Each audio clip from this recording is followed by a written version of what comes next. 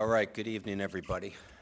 We're coming up on 6 p.m. here. This is the Town of Alton Zoning Board of Adjustment public hearing, Thursday, March 5th, 2026, at 6 p.m. as the bell tolls here at the Alton Town Hall. Official call to order.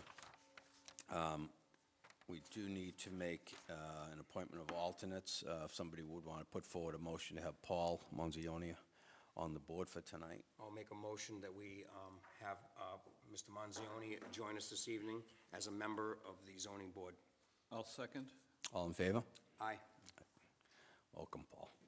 Thank you.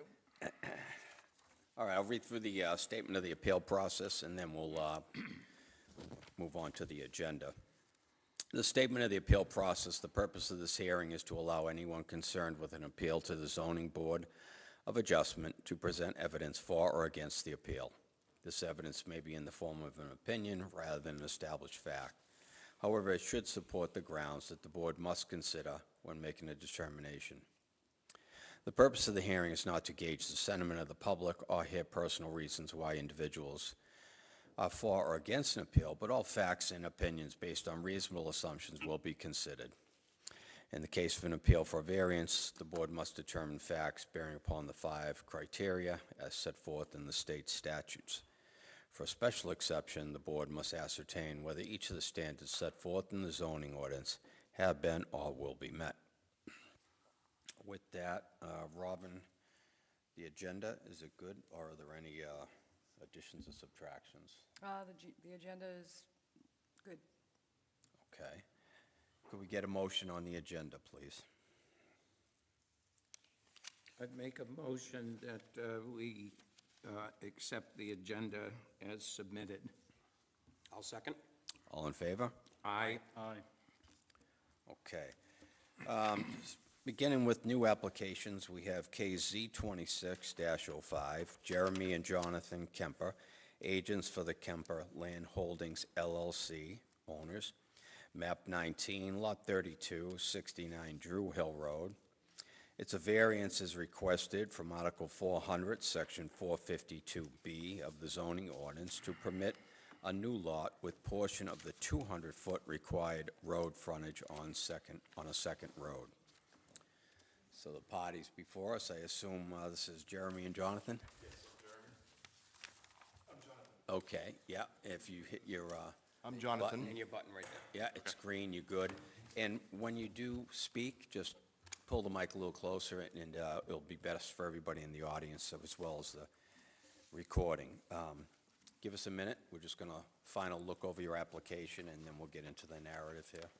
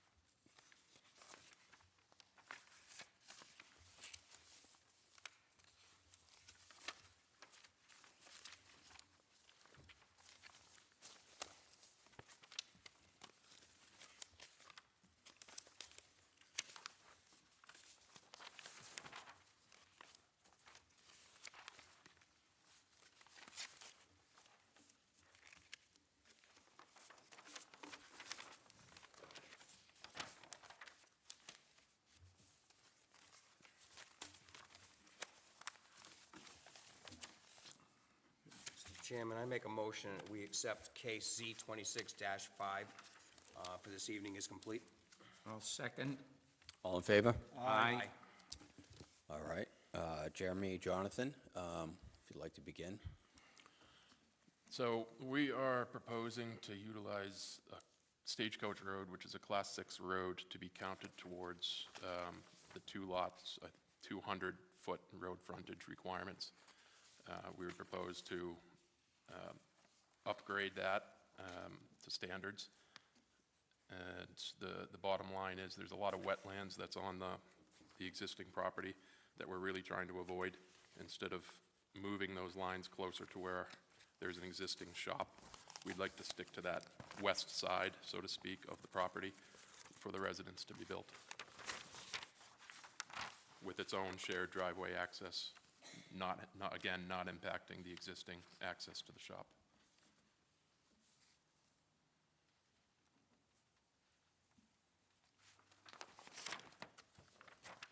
So the existing access to the shop, that's the lower unit, the lower building? Yes, to the right of the wetlands. Okay.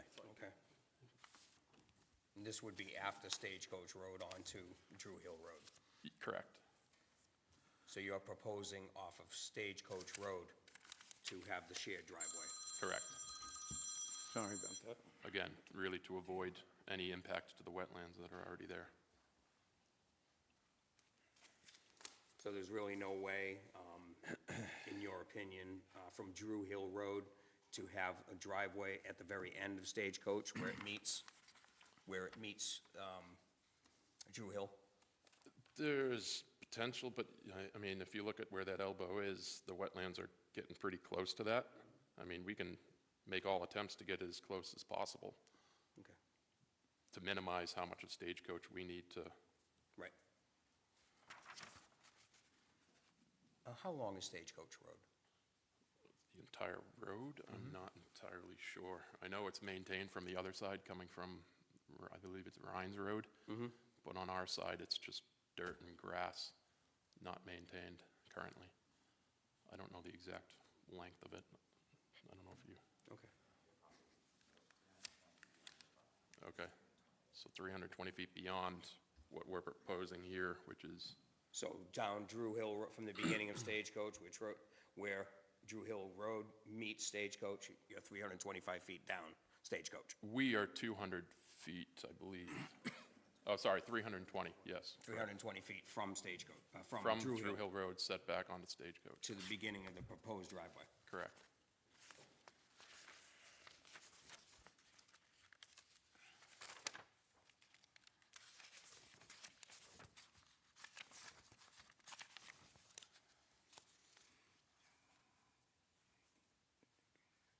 May I again? Yeah, absolutely. Have you read the comments from the Highway Department? Yes, So you've looked at the right-of-way permit yes. in the we- field? Yep, and we kind of agreed to that anyway, because we know there's power lines and cable lines or whatever going through to the other houses that are on the other side. So we have no problem giving a right-of-way.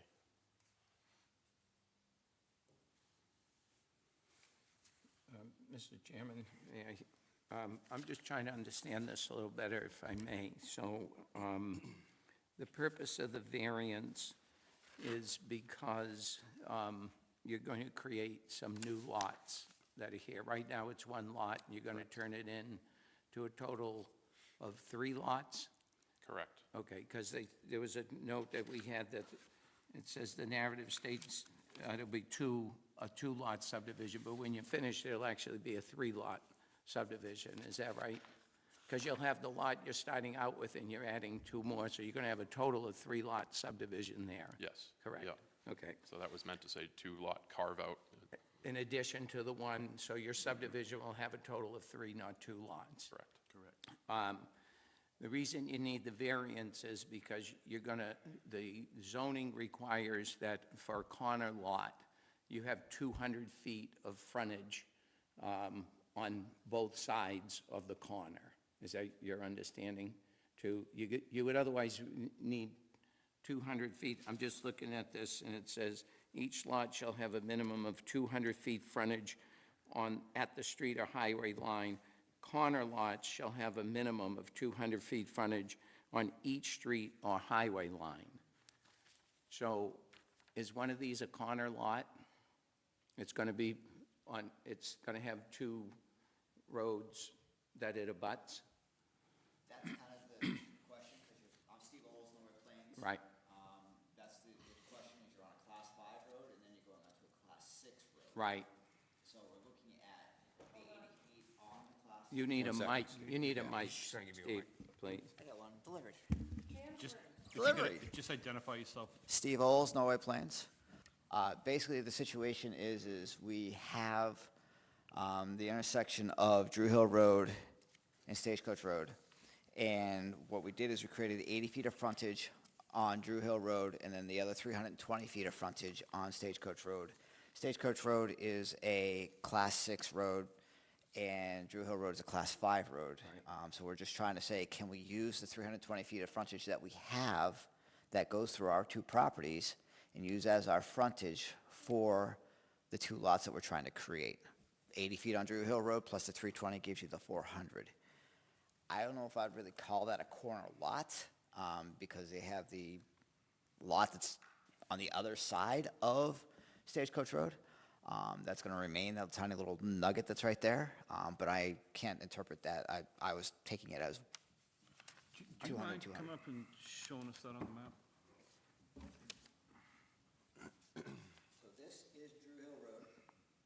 This is Stagecoach Road. So right now, they have the one little lot right here that they own. They have the big parcel they own. Yeah. So what we're proposing is 715 linear feet, stay with the shop and the main building. 80 feet plus 120 feet of Stagecoach Road, the one lot. And then the other 200 feet further down would be for the other lot.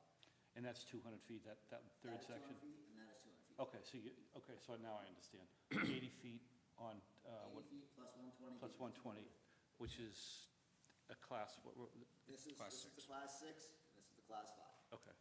So, if I may, so you'll get, we got three lots, one on the bottom, one in the middle, one on the top, let's just say, okay? And you'll get to the 200 feet of frontage in that, for that middle lot, provided that 120 feet of the 200 comes from Stagecoach, and the other 80 feet comes from Drew Hill. And, but is that, as depicted on that plan, what you show as the road, is that the configuration of it now? This is the configuration, ignore the lot. Ignore the division. Configuration of the lot. So they have frontage, this parent lot has frontage on Stagecoach Road. Right. The little lot has frontage on Stagecoach Road. Right. And Drew Hill Road. So that is going right through it, that right of way is. So the roads as depicted on your plan currently exist. And when you create this, and it's all one big lot, you're going to create it into the total of three lots. And when you do that, you're going to have 200 feet on the top one. You're going to have 200 feet on the center one, too, as long as you can count 120 of those feet and 80 feet of the other. That'll give you your 200. And on that portion of Stagecoach, that's the 120 feet, the plan is that the owners are going to improve that road and bring it up to a Class 5? Correct. Correct. And will you do that? No, once approved, yeah. And would you do that all the way to the end or just for the 120 feet?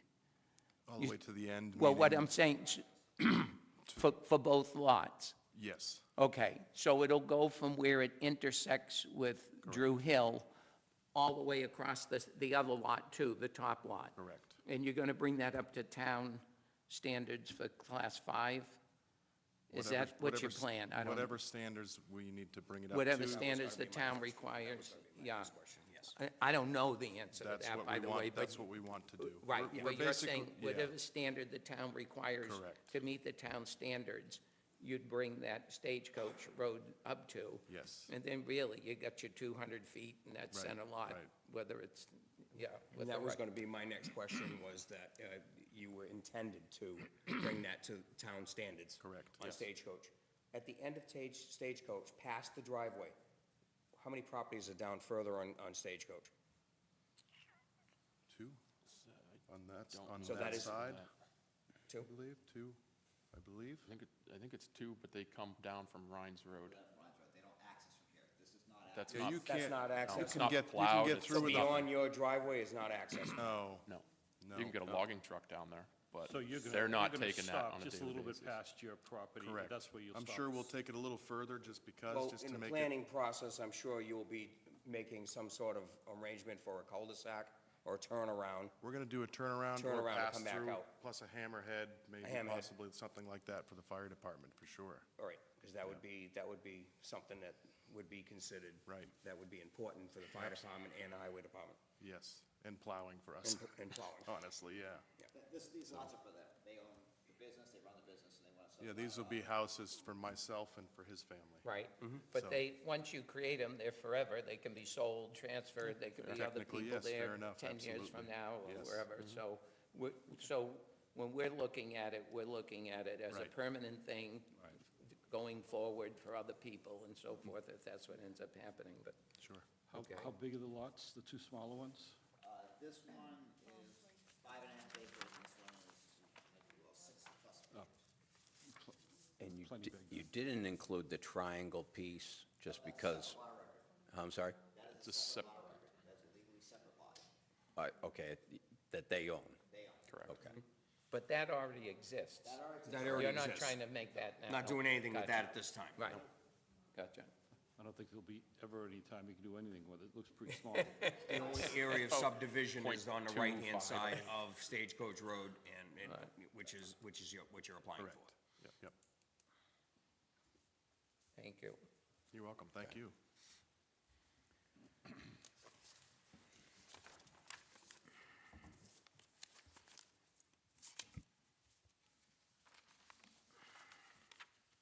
Being brothers, you sure you want to live next to each other? I've been asking myself that for a while now. That's why the lots are so big. So is that all the relief that this application is seeking, is just a variance from the 200-foot minimum requirement? In other words, making that 200 feet out of the 80 and the 120? That's the only variance you need? Yeah, it's the variance for the frontage, because we don't have frontage on a Class 5 road. Right. So I explained to them they need to apply for a variance for the frontage aspect to create this. Right. Will you guys allow it? And you need the variance for both lots, because even though one of them has 200 feet of frontage, It's it's still a it's a Class Class 6 road. Correct. Yeah. Right, Yes. thank you. And I believe the shared driveway also Yes. would it be is. considered. It's in the same section of the ordinance as well. That's correct. So that would also be kind of an in tandem part of the variance. Got it. All right. Any other questions from the board? You guys good? I'm all set. Anything further, Jeremy? Nothing? Nope, that's it for me. Thank you. Steve, you good? Okay. At this point, I'll open the hearing up to any public input. Anybody in the public who is in favor of this proposal, if you want to come forward. Okay. Okay. I don't. Can you give us your Sandra name? Hammond, Your name. 184 Rhines Road. I'm just trying to picture the exact location of this area, as far as, lots going up to, oh, good. It's a little small, but, Yep, so this is the Stagecoach Road. okay, yep. And the lots are here and here. With some of that would be abutting, I believe it's your 100-some-odd acres. Yeah, okay. Where is Beaver Brook go across your property at all? What is it? I'm sorry. So Beaver Brook? No, I think that's It doesn't come down as far as your no. property? No, I Okay. think it's on the other side of us. Of your workshop? Yeah, and it's Yeah. not on our property. Okay, it doesn't go there, okay. I wish it was. Yeah. Okay, yeah, I see your building there. And is there, your lot is kind of very irregular here? Is this your big lot? Yes. So that's very irregular. And what is this? That's, there's a, help me out here, I'm drawing a blank. Spring, it's a spring there that comes down and that feeds this wetland. Is that the wetlands you're talking about? Yeah. Oh, yeah, the pond where that red house I call it is? skating pond, because we Yeah. have families, well, we hope to skate on it. Okay, just trying to locate it in my mind. Thank you. Here you go. Okay. Anybody else that would like to speak in favor of this proposal? All right, that being a no, is there anybody in the public who is in opposition, who is in opposition for this variance? All right, that's a no. At this point, I'll close it to any public input. Mr. Chair, may I have another question in Sure. light of what was said? These lots both already have structures on them, dwelling structures? You have houses on these lots? There's nothing on them? No, there's nothing. Okay. Well, the shop. That, Just down here. The shop is on the Just- existing property, but there's nothing on the okay, two just this proposed. big one? These don't exist yet. Okay, so they don't exist, but these two, otherwise, the configuration of each of these lots, there's no other nonconformities about the... Everything else is fine the way they're laid out? Okay, good, thank you for that. Okay. If there's no other questions or concerns, we can move forward to the worksheet. I'll begin with the variance worksheet, public interest. The variance will not be contrary to any public interest. I agree. I agree. I agree. Spirit of the ordinance. The request is in harmony with the spirit of the zoning ordinance and the intent of the master plan and with the convenience, health, safety, and character of the district within it is proposed. This will have no negative impact to the surrounding properties. I agree. I agree also. I agree. By granting the variance, substantial justice will be done. And the reason I say that is, if you look at why we have this zoning ordinance that requires 200 feet of frontage, it's obviously for spacing and safety and appropriate roads. This one is going to be brought up to town standards. You're still going to have 200 feet of frontage on each of the lots. You're basically in compliance with the zoning anyway at that point, other than the fact that 200 feet is made up of two separate roads, but it seems to be fine, so substantial justice will be done. I agree. I agree. I agree as well. The values of the surrounding properties, the request will not diminish the value of the surrounding properties, pretty much for the same reasons that we just mentioned. I agree. Agreed. I agree. And lastly, under the case criteria of hardship, for purposes of this subparagraph, unnecessary hardship means that owing to special conditions of the property that distinguish it from other properties in the area, one, no fair and substantial relationship exists between the general public purposes of the ordinance provision and the specific application of that provision to the property. That's a yes. And the proposed use is certainly a reasonable one. Yes. I agree as well. I believe the proposed use is a reasonable one. I agree on both accounts for the reasons that I stated. The way that this ends up is perfectly fine. I agree. All right, with that, before we have a motion, should we encapsulate the conditions in regards to DPW with signage, or is that something planning board-wise? No, I don't think it would hurt to add some comments that the planning board will be going over and making sure that the proper permits are put in and forth. Okay. Put through.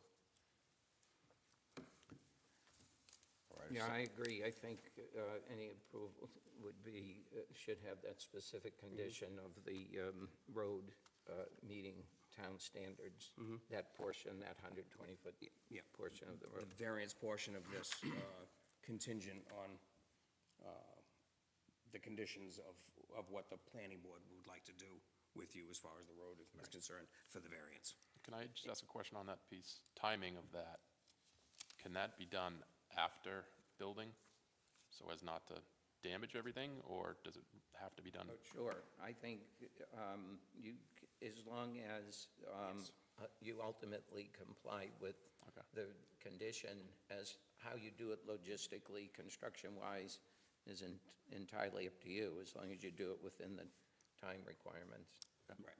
Maybe at the time that the occupancy permit is issued, because then construction should be done. It's Yeah, something that you can makes bring sense. up at the planning board Okay. and discuss it with them. And then, yes, I could see where you'd want to do the construction or anything to redo the road itself to make it a new class would be done after your construction is done. And then I think that can be put in your application for the planning. It's a unique situation that protects you, protects us, protects the town, that this is transcribed on the record, that you're going to follow with these conditions. And that is particularly through the highway department and the proper signage, so. Mr. Chairman, I'd make a motion that we approve the application for variance for case Z 26-05 on condition that the portion of the road, 120-foot portion on Stagecoach, meet the town requirements. Yes. I'll- Go ahead. Go ahead. I'll second that. All in favor? Aye. All right, gentlemen, you're all set. Thank you very Thank much. you. Congratulations.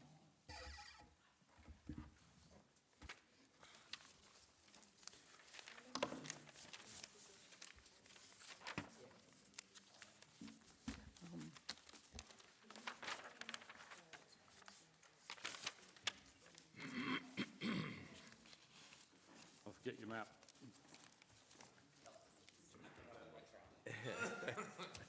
Well, it's blocking our view.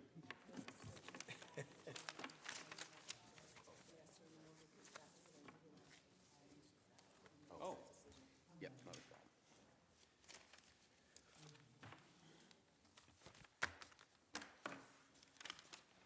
All right, the second case before us is case Z2606, Christine and Joseph Perella, the owners, map 25, lot 33, 34 Baxter Place. A variance is requested from Article 400, Section 452B of the zoning ordinance to permit driveway access on a private road. Welcome. Turn your button. Yep, there you go. There you go. I'm Christine Perella, and I'm seeking a variance Okay. for, the variance is to permit a driveway on a private road. We- Okay. Thank you, Christine. Okay. And your name again? Eagles, Norway Plains. Okay, so we're going to take a minute, look at the application one last time. No problem, stay right there, and then we'll go to you, okay? All right. Thank you.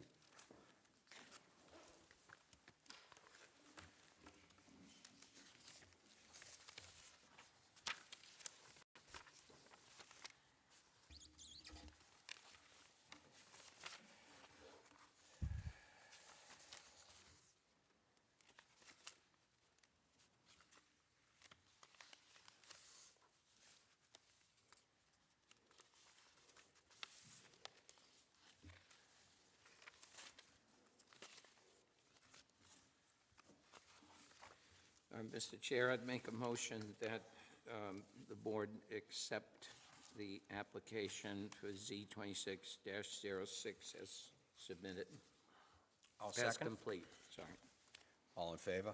Aye. aye.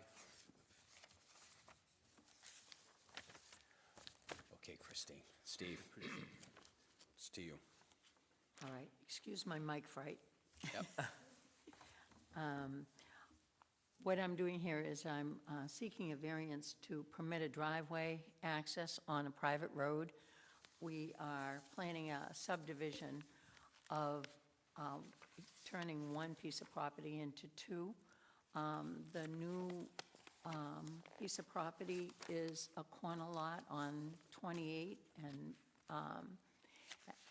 the state road, and Baxter Place, which is a private road. It meets the minimum of 200 frontage on both the state and the private road. but we feel that it's a safer entrance and exit on Baxter as opposed to the state road. This was conditionally approved last month at the planning board level. So we already have conditional approval for this subdivision, so that part's done. I originally said I wanted to take the access off of Baxter Place Road, even though we have frontage on both, and they told me to come here because of private road frontage. I'm looking at the safety aspect. I don't want another curb cut on 28. I drive it enough. I don't want to see another driveway come out onto it. Just for safety, I feel it's better to come on the Baxter Place Road, line of sight. Everybody else is already using it. Just keep everything off of 28 as much as we can. That's kind of the reason why we're doing this. Just makes good sense. All right, so Steve, if you can, the drawing once more, just for my clarity. The yellow line right here is Baxter Place Road. Right. That everybody uses that's in here. Yep. This is 28. This is the new 2+ acre lot that was approved at the planning board. So we have frontage over 200 feet on 28, frontage over 200 feet on Baxter Place. My initial thought was to meet the rule of 200 on both. Sure. But just bring the driveway out here. They asked me at the planning board where you ran the driveway. I said out here. They said, we'll give you conditional approval, you'll get a variance. That's why we're here. Because I don't want, I drive it. You simply don't want to come out onto 28. I don't want to come out 28. Right. I have been driving for the last 15 years. I don't want another driveway on 28 if I can help it, just for line of sight, for traffic safety. Everybody should just be able to come out on Baxter and have one less thing to worry about trying to get out. And there are many driveways accessing on and off Baxter Place. Yes, you have over a dozen houses. That whole, yeah, so you're just like all the others. Yes. We're just coming right out here versus here. Can I ask a question? The lot's big enough, it's 2.032 acres, so, all right, sorry. Is it your understanding that in order to satisfy the 200-foot frontage requirement, it has to be 200 feet on a public road? A private road doesn't satisfy it? Okay. I wasn't aware of that detail, but, yeah. So the planning board's position is that your 200 feet of frontage has to be, so really, the variance you need isn't so much the driveway, it's. Frontage of the driveway on. No, but it's not like you need any authority from the ZBA to allow you to have a driveway cut on Baxter Road. What you're asking for is for your lot to have 200 feet of frontage on a private road to satisfy the frontage requirement. I'm just trying to understand that, I don't know. That's kind of what was explained to me is Okay, the frontage, I have to take driveway access off of my frontage. right, And I said, well, I have frontage here and I have frontage here. right. And it was explained to me, I can't count that frontage, so I can't You- take my driveway out. So the planning board was saying you can't count the frontage. So right now, as far as that lot sits, it doesn't have 200 feet of frontage on one side. It has 200 feet of frontage on 28, and even though it technically, physically has 200 feet, it doesn't have 200 feet of frontage on a road that qualifies for the frontage. So just so we understand, the variance we're giving you is not so much the driveway permission, you do what you want with your lot once you have the lot approved. Put the driveway, I think, where you want. I don't think the ZBA has any reason under zoning to say you can and cannot have a driveway cut on that. What we're saying is you can satisfy the 200-foot frontage on a private road. I guess that's the question before us, is what I'm saying. As did all the other people. Well, yeah, as they may have done that before zoning even existed, or, right, so long before zoning existed. But the only question that I have is, that private road, how do we know that the lot you're creating will always have a right to use it? Is there an easement that goes with that lot? All the lots out here have use of that. Right, Every lot out here. right. So as They could never be taken away. Ms. Perla is selling the lot, it's not gonna, Right, it's where we have the main lot Right. that, and we own the private road, but, and I don't know how, I honestly don't know how it's written up in the deed. Right. Whether it's a right-of-way or an easement, or however they, Right. See, because I'm just saying, like, if, I think what's being requested of us tonight is to grant a variance that allows somebody to satisfy the 200-foot frontage requirement by using a private road as opposed to a road that qualifies. Apparently, a private road doesn't qualify, so we're being asked to allow you to have your 200 feet of frontage on a road that doesn't qualify for the frontage. But my question would be, there's no way that if we grant that, there's no way that that road could be taken, the use of that road could be taken away from you? No, we can't take it away because it's the only access that the other people That the have other to their. have, but I Right. know, but I was just wondering in terms of legality. Put it as part of the deed when it's written, that access will. So the deed, in other words, would come with a right-of-way for use of that Baxter Road. It would just help us satisfy the frontage requirement that when we granted it, there was assurance that, because maybe one of the reasons why it has to be a public road in order for it to qualify as frontage is because you know it's guaranteed. It's on a private, public road. If you say, okay, your 200 feet is satisfied on a private road, and then somebody else owns the land, and one day they sell it to, you know, Hannaford's or something, and now you can't use it, we've granted it. So I know that's a far-fetched thought, but, okay, I was just trying to understand it. We could put it in the deed as a right-of-way easement. On the creation of that lot. Right. Yeah. Mr. Chairman? Which would be wise, yeah. I'm saying which would be a wise thing to do, to put it on the deed. That's fine. And also, you're aware of the driveway permit through the town, through the Public Works Department, and through that, to apply for that, and that the town will have no liability for the driveway entering Baxter Place. Correct. And that there's no liability for the town there because you're entering into a private road. Correct. Okay, and you understand that, okay? Where does Baxter Place, where does it pour out to? Where does Baxter Place pour out to? I know it doesn't go to 28. It dumps right here in 28, Yep. It does. right here. Baxter Place hits right here Okay, on 28. all right, I get you. So we just want to. Yep, I'm looking at safety because I drive on the road all the time. It makes sense. yep, okay. It does make sense. I just wanted you to be aware of also with the still driveway permit, and that the liability for the town going onto the private road doesn't exist. Right. So who maintains Baxter Road now? Privately? Privately, all of the It's all people who, maintained yeah, privately. everybody chips in and takes care of it. They do a good job, too. Yeah. Is an association formed? No, it is not an association. Okay. All right. Is there something documented that each one of you No. has? No, it's just No, a, it's just, they all handshake chip deal. in and do it. yeah. See, I mean, I think, so it makes you think, like, why would the town not allow 200 feet of frontage to be satisfied if it's a private road? Right. And one of the issues probably is we're discussing now is, what if nobody ends up maintaining that private road, and you just allowed a lot to be created with 200 feet of frontage, satisfying the 200 feet of frontage, but now you've got a problem because nobody maintains it. But this is a very long-established Right. road It is. with tons of houses. There's a lot of Been homes there on for this. many years, and it's always been maintained. And that's why I asked if there was any association formed for this. Right. and Apparently not. No. Okay. And as far as you know, there's no covenants associated with the other properties in regards to Baxter Place being a right-of-way or, They all have Right. access. So that's good. And if the road is no longer maintained, that problem, you have the least amount of trouble with that because you've been up on the end. Well, that's true.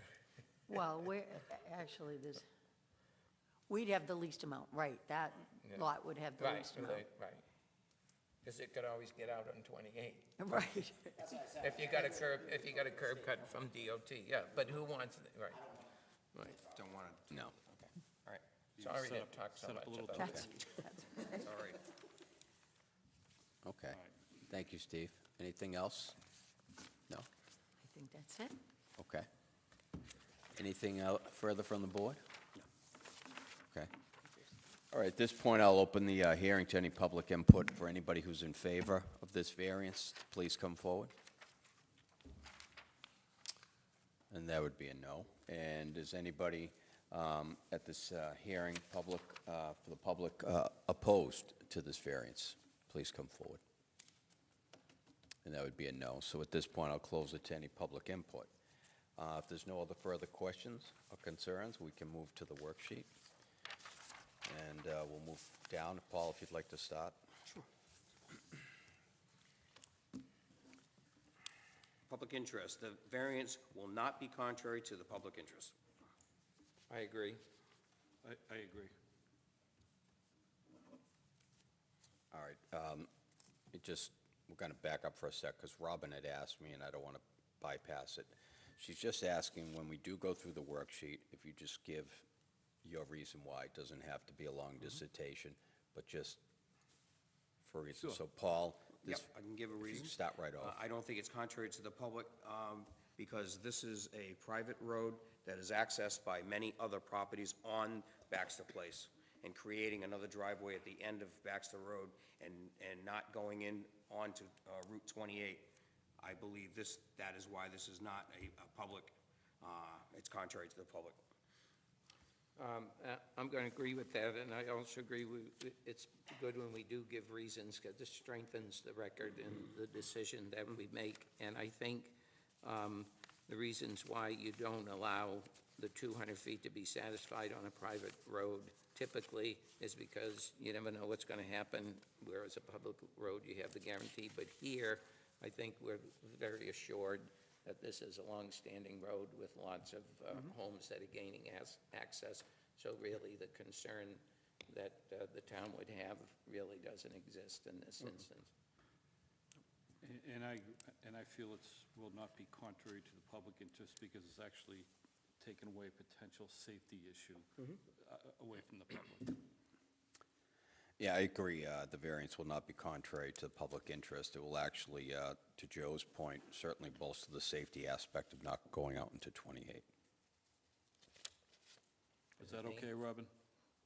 Is it- Now, did you want it specifically from each and every one of us, or from the person who's reading it? Doesn't have to be from everybody, just a couple of sentences to go along with it so that I can do a good notice.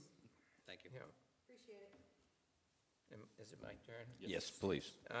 The request is in harmony with the spirit of the zoning ordinance, the intent of the master plan, and with the convenience, health, safety, and character of the district within which it is proposed. And I say that because of all the reasons that I've already articulated.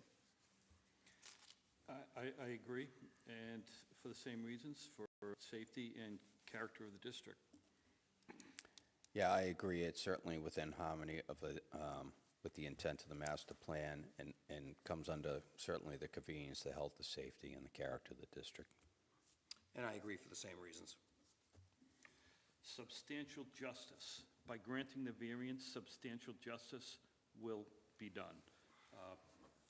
Yes, because this allows the homeowner to back in and out of their property safely. I agree. Granting this variance, certainly substantial justice will be done.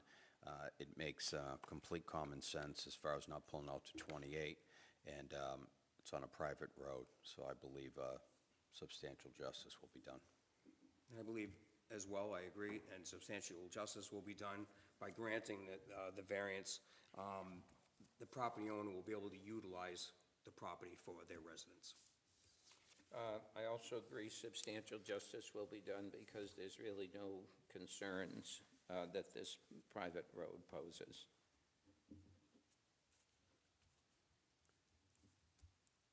Who's, Tom? Me, yeah.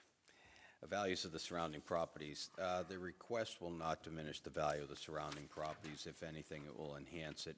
Now we'll have an established lot at the end of, or the beginning of Baxter Place, depending on how you look at it. and I believe it will not diminish the value. I agree. I agree. We've heard no evidence, nothing has been presented that this would in any way diminish the value. I agree. I don't believe it'll diminish the value of the properties. It may improve the value if you build a fine home right there. Sorry? To keep woods between you and the highway. Yeah. For the purposes of subparagraph unnecessary hardship means that owing to special conditions of the property that distinguish it from other properties in the area. 1, no fair and substantial relationship exists between the general public purposes of the ordinance provision and the specific application of this provision to the property. Yes. And 2, the property, the proposed use is a reasonable one. Yes. I believe it's a reasonable one for safety factor of coming out onto a Route 28, which is extremely busy and dangerous to come out with a driveway, and would also be difficult to do with the state. Putting it on a private road access would be, this would be the hardship if they were not allowed to do so, in my opinion. I agree with that no fair and substantial relationship exists between the general public purpose of the ordinance and the specific application here, because the purpose of the ordinance is in no way being diminished or undermined by doing this, and the use, creating a lot, is a reasonable use. I agree, and I think it's more than a reasonable. Personally, I think that it should have, the urging should have been to put the driveway on that private road as opposed to the main street. I agree. Okay. If we could get a motion? Mr. Chairman, I make a motion that we grant the request for a variance for case Z26-6. I'll second. Could we have a little discussion? Could we think about amending the motion only to include that when the new lot is created, there would be a right-of-way on that portion where we're granting the 200-foot variance? Okay. Okay, to add the 200. To the motion. To the motion, for the 200 feet of frontage on a private road to satisfy Right. the town standards. Right, So that she has a permanent right-of-way. right, so that when the new, on condition that when the new lot is created, it will come with a right-of-way for Right. that portion of the 200 feet of private road. So moved. Okay, thank you. You seconded, yeah. Want me second again? Oh, we're I'll good? second. Yep. All right, all in favor? Aye. Aye. Very good. You're all set? All right, thank you. Thank you. You have a good night. You too. You too. Thank you. All right, our next case is case Z26-07, Sean Hillsgrove, agent for 31 Mooney Street LLC, owner, map 29, lot 38-1, 31 Mooney Street. A special exception is requested from Article 400, Section 401D7 of the zoning ordinance to permit an automotive and truck motor vehicle washing facility. Welcome. Welcome. Your name, sir? Sean Hillsgrove. Nice to meet you. Just give us 1 second, Sean. Good evening. Good evening.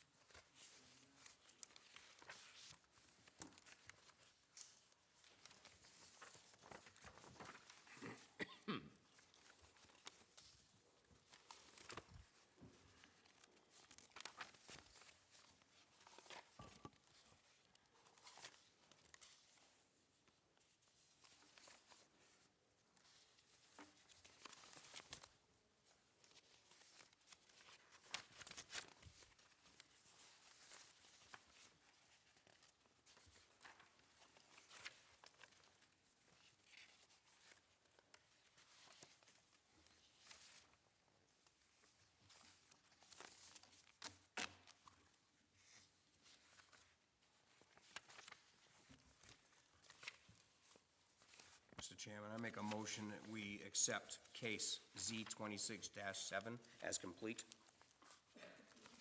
I'll second. Okay, we're accepting the application, correct? Yes. Specific, okay. That's the motion. That's the motion is for Gotcha. completeness. And it was second, okay, all in favor? Aye. Aye. For completeness. Yep, gotcha. All right, welcome, Sean. Welcome. And if you'd like to go forward, tell us your story here. So pretty much what I'm trying to plan is just building a garage. It's not car wash. I'd hate having to put it as that, but pretty much Crave, who does detailing in town already, is going to be looking for a new place to go.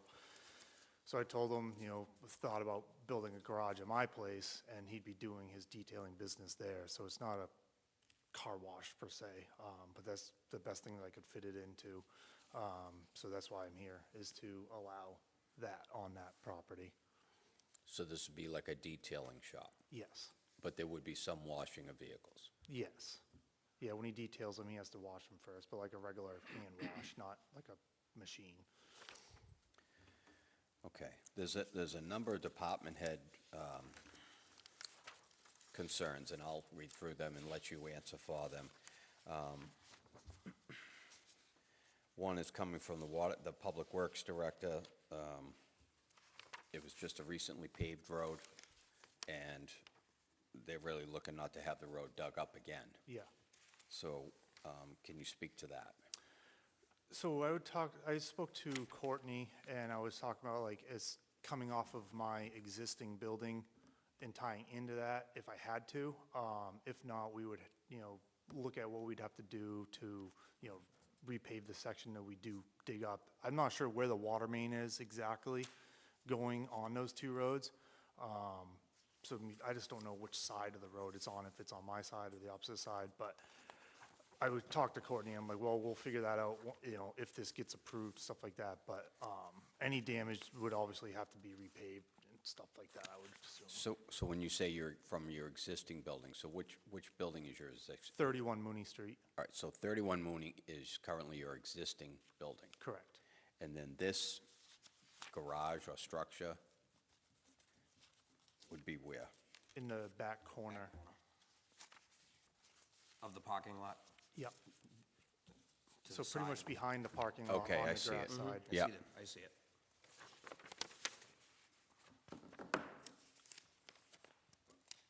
So you're going to be hand washing vehicles? I won't be, the guy that's renting it will be, like, he pressure washes and then details them, waxes, the ceramic coating type of thing, so. When you're saying trucks, are you referring to pickup trucks? Or you Yeah, referring to pickup trucks, not semis and stuff. I don't know, semis, that's just what the, Triaxles, that type of thing? yeah, no, the garage isn't big enough for that, so. He It'd just does- be he it'd just be like cars, boats, pickup trucks, small trucks. Where is drainage going? So there's existing parking lot drainage there now that goes into a Retention pond? retention pond. So the Conservation Commission, that department head, the site is in an aquifer protection overlay district, and the disposal of wastewater would need to be treated to remove contaminants. So the drainage system already has an oil and water, oil fuel separator in them before it goes into the retention pond. Okay. That was done when the building was redone by the bank in 2004-ish or so. Oh, so this building already exists? No. The building does, the garage doesn't. So there's already a building there that I own, where Norway Plains is and stuff. 31 Mooney Street. Yeah, And and and it has a water, has that oil, yeah, the parking lot drainage all goes into catch basins, and the last catch basin before it goes into the retention pond has a oil separator in it and already, so. you've got to clean that out every so often? Yeah. There's a service schedule of some sort? Yeah, they gotta come out at least once every 1 year to 2 years, and then they clean it out, check it, make sure everything's working fine, stuff like that, Has some so. type of a filter that you replace, or is it just It's almost shovel like it a- out? It's almost like a trap type of thing. Like a that trap. So it separates it, and then it just allows the oil, it keeps just the oil from going into the retention pond at that point, so. Do you know where that is? So if you're looking at the parking lot, it's the back left one, closest to the garage that I'm looking to put in. And now, that's where they open it, and they're able to Yeah, retrieve any of the, yeah, it's like the Fluids or trucks anything. that come around town, they have the big hose and they can go in and pull Yep. anything out. Yep. So you're gonna drain the water from the new shop, or from the... I'm gonna garage, pitch the driveways and stuff into the existing drainage that's already there now, so, And the washing's gonna be done inside the building, yeah. but then the water's gonna drain out of the building and into the next building? Yeah, and in the summer, he'll obviously wash some cars outside too, because if it's nice out, he'll do it outside. Okay, the department head from the fire department says a separate building will require a different 911 address. You familiar with that? Yep.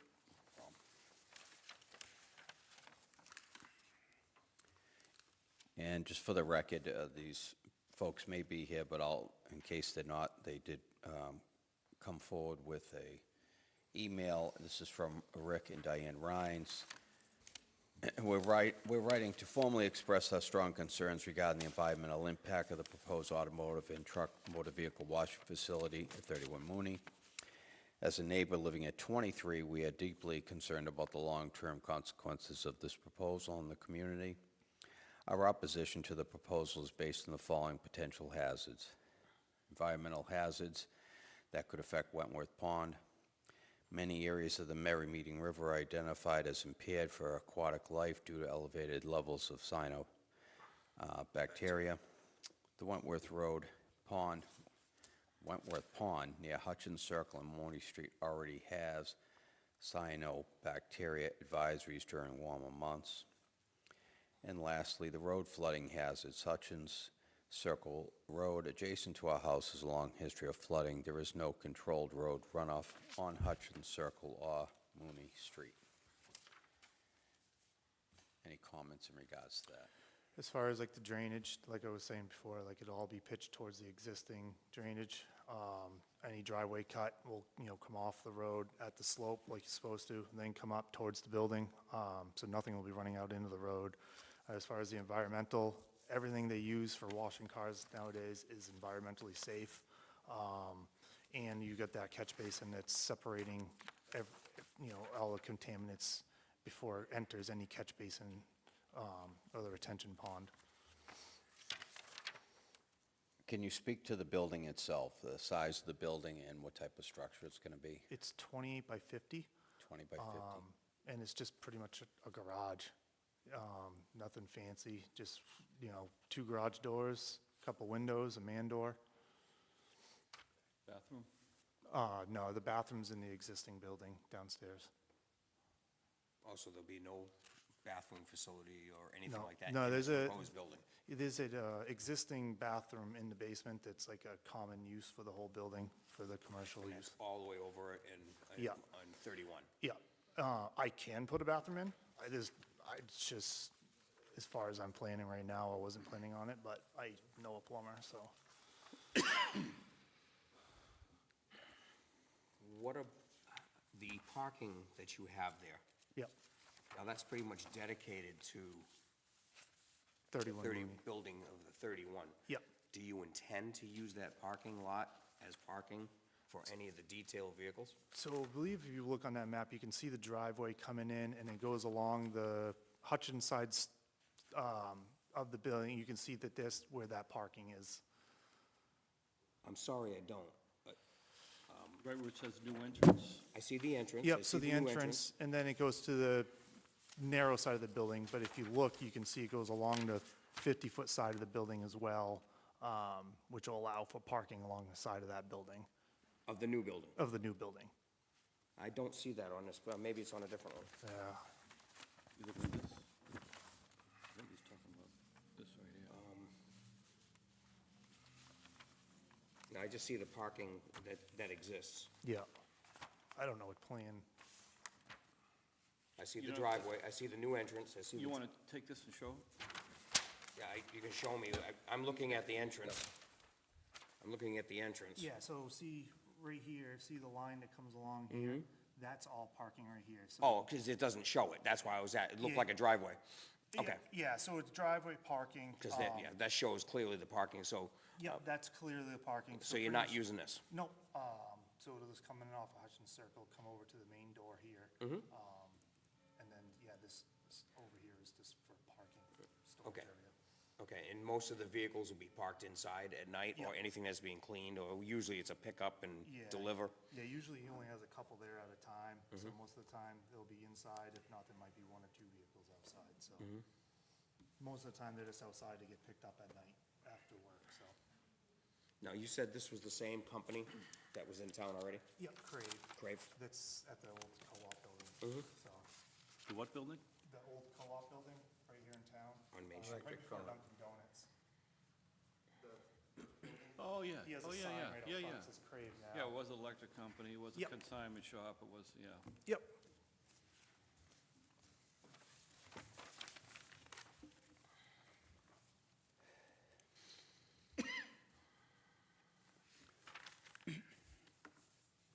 Any other questions or concerns from the board? If I may, so one of the criteria that we have to look at and determine whether there is or is not adequate area for safe and sanitary sewage disposal and water supply. That's one of the criteria for special exception. Yep. And I know, I forget whether I was on the board or I got involved in a planning board stage, but somehow I had information about the car wash that went in here, and there's a tank system over there. Of course, there's no town sewerage, so. Yep. And then water supply doesn't, I'm not sure if that's town water or not, but. It is. You get a lot of sand and stuff that comes off besides grease and stuff, and then all that stuff has to go into tanks, and I think it's a multi-tank system. Of course, they do a recapture of the water there too, I think, because they're off a well. Yep, on yeah, their that's own. for like the big car wash. Yeah, For like the yeah, automated They have a ones. big, yeah. Yeah, and yeah, the automated ones all have those tanks Right, built into stuff. right. They take it away after that tank is full, and that's. After a while, Yeah. it gets hauled off. So, I mean, that's a completely different operation than what you're talking about here, obviously. And he's been doing it down here at Crave. Yep. With the He's been detailing there of for boats and 3, cars 4 and years. Yeah. stuff. But the use that you're applying for is a special exception for automotive and truck motor vehicle washing facility, so that's very broad. Yes. Right? So that could turn into something far more extensive, like the requirements that the car wash has here versus, just what Dave is doing. with- Yeah. So would you be okay with limiting, because like you said, you found the definition that seemed to fit what you're asking. Yes, And the only correct. thing we have in our table of uses is that broader definition. Yes. So would you be okay if you specifically limited your request to the type of detailing and washing activity that goes there, so that it would never be expanded Oh, into yeah. something more? Yep. Yeah. Yeah, no, I'd be happy with that because I don't want to own a car wash. Right, right, so, and I'm not even sure how we would word such a condition, but I'm just saying, for purposes of your application. Yep. Because that's a very broad category in our table of uses that you found, and I think appropriately so. You were like, which one do we fall under? Yeah.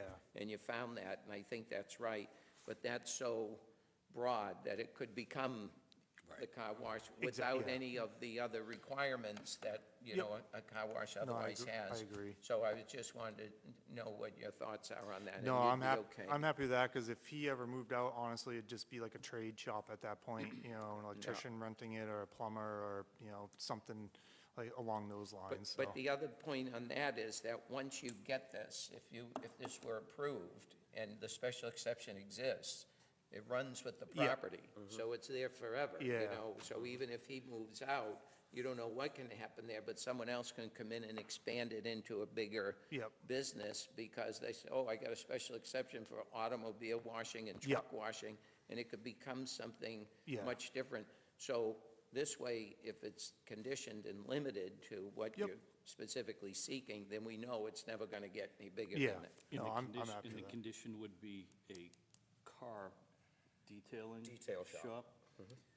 Which would include washing and, see, I just have. There's not gonna be an automated washing Right. system. But It's I not still- an automated car wash. My only concern is the drainage, because if I understood you correctly, and maybe I didn't, but he's gonna be washing in one building, and all that drainage is gonna go down here across the parking lot into the other building to use that trap system. No, the one closest, right outside the front door, there's a drain in that corner parking lot, right outside the garage. That's where there's 4 manholes or catch basins in the parking lot right now. So it's gonna go from proposed building, Yep, and if you draw a straight line like you're heading towards Mooney Street. it's probably only I can 10, see- it's probably only 10 feet that goes into the catch That's basin. about 10 feet? Yeah, So I see that little so that's where it's gonna go, it's gonna go into that yep. catch Yeah, I'm gonna basin? take the corner of that parking lot, the curbing, and then I'm gonna get everything to go, so it pitches away from Hutchins and goes into the existing catch basin right there, not across the parking lot or anything. In that catch basin, close to the building. which Close to there's the 3 building. of. There's 3 in this parking lot, Yep. 2 in the other. But that catch basin is where the trap system Yes, is? yeah, on the existing plan that I have for the septic has the separator in that one right there. Even if because the separator has to be in the last one before it goes into so that works for all 3 in that parking lot. Then it goes to the retention pond. So it has to be in the last one as coming from the street, Yes, which is closest to the shop? which is closest to the shop. From the shop would be the first one? Yep. Okay. And then it's town water supply, Yes. and then we talked about this earlier, I know, but are you anticipating requiring additional water supply because of that? If this is granted, you're going to need additional, because that was the concern about cutting up the road Yep. to get a new line in, but you would need to do that? So Courtney said she talked to me once if this got approved, but, I would have to talk to the road agent, which she's already spoke about how the tar, we'd have to see if we can go that route, or if they'd allow me to just tie into the existing building and run off from the main from there, because as this won't be using much, it'll just be a hose running, nothing, not like there's 3 bathrooms in there or anything else. So right now, it's not absolutely essential that a whole new water supply line come in from the main on the road to bring into the property. You may be able to It's a possibility. It's a leave it's that a and then- possibility. a possibility. Courtney said we could talk about it and see, because the pressure is high there, but if I had to, we'd work out something with the town where I, tap into the water main, because there's a 2-inch Do you main know- on Do you know what Hutchins. it produces, GPM? It's town water. So I think there's over 100 PSI there. Well, I have a Yeah. pressure reducer. PSI and volume, 2 different things. Yeah, but it's a 1-inch line coming in right now from the street, from the town water supply. So town water supply, and Mooney Street has a 6-inch I'm main, just they thinking of told me. people past you, because it's set up for residences. Yeah, there's a 6-inch main on Mooney, and there's a 2-inch main on Hutchins Circle. That makes sense. And so the 6-inch line on Mooney Street is the one that feeds your property on 31. Correct, yeah, Yeah. Okay. So it almost makes sense to go from that property to the. yeah. Right. I know Courtney was saying they like to sometimes see each building have its Yes, own. Yeah. Just do. because, but she said it was, just in case I ever split it up, I'm like, it can't be split up, it's too small. So it would have to be sold together no matter what. Because I guess she said she's had some issues where 2 buildings had the same, and then they sold them, and, now you're feeding off of one other house, That's so. right. And that becomes a problem. Yes. Yeah, yeah. Okay. Any other questions, concerns from the board? No, I am concerned with containment of any soaps and things like that, so that it does not go into the retention pond. But if you are saying that there is, and I think you would show that to the building inspector and to the planning board, knowing that there is an actual containment system, filter system that's already exists. If not, I think one should be put in. Okay. Do you know how big, do you have any idea of how big that catch basin is now? I don't. I haven't been able to look in there because it's full of snow right now. They're all tied into each other though, The, right? the three are tied in, and then it runs from the last one out into that retention pond. So I don't think they're huge. They're probably 4-foot tiles, I'm guessing. But I may be wrong. The separator one may be bigger because of the separator. But I'm just thinking of like a normal manhole one that I've worked in. And next week would probably be a good time to test it, if you get on there and look and see if Yep. that thing's filling up on its own before you start. Yeah, I know there's a big pipe coming out of there into the retention pond, so it's meant to handle some water, that's for sure. I certainly think it's going to come under some strong scrutiny from the planning board, just because of the aquifer overlay. Okay. Anything further, Sean? Nope. That would be the next step, that they would be the ones to Yeah. investigate that, That's right? correct. Perfect. For Okay. site plan review. There's no other questions. At this point, I'll open up the hearing to any public input. Anybody in the public that would like to come forward in favor of this project? Okay, that would be a no. And is there anybody in the public who is in opposition to this proposal? Would you like to come forward? Certainly. We'll take these one at a time. That'd be great. And you can, Stand up here and sit in this chair and press that button, and so it turns green.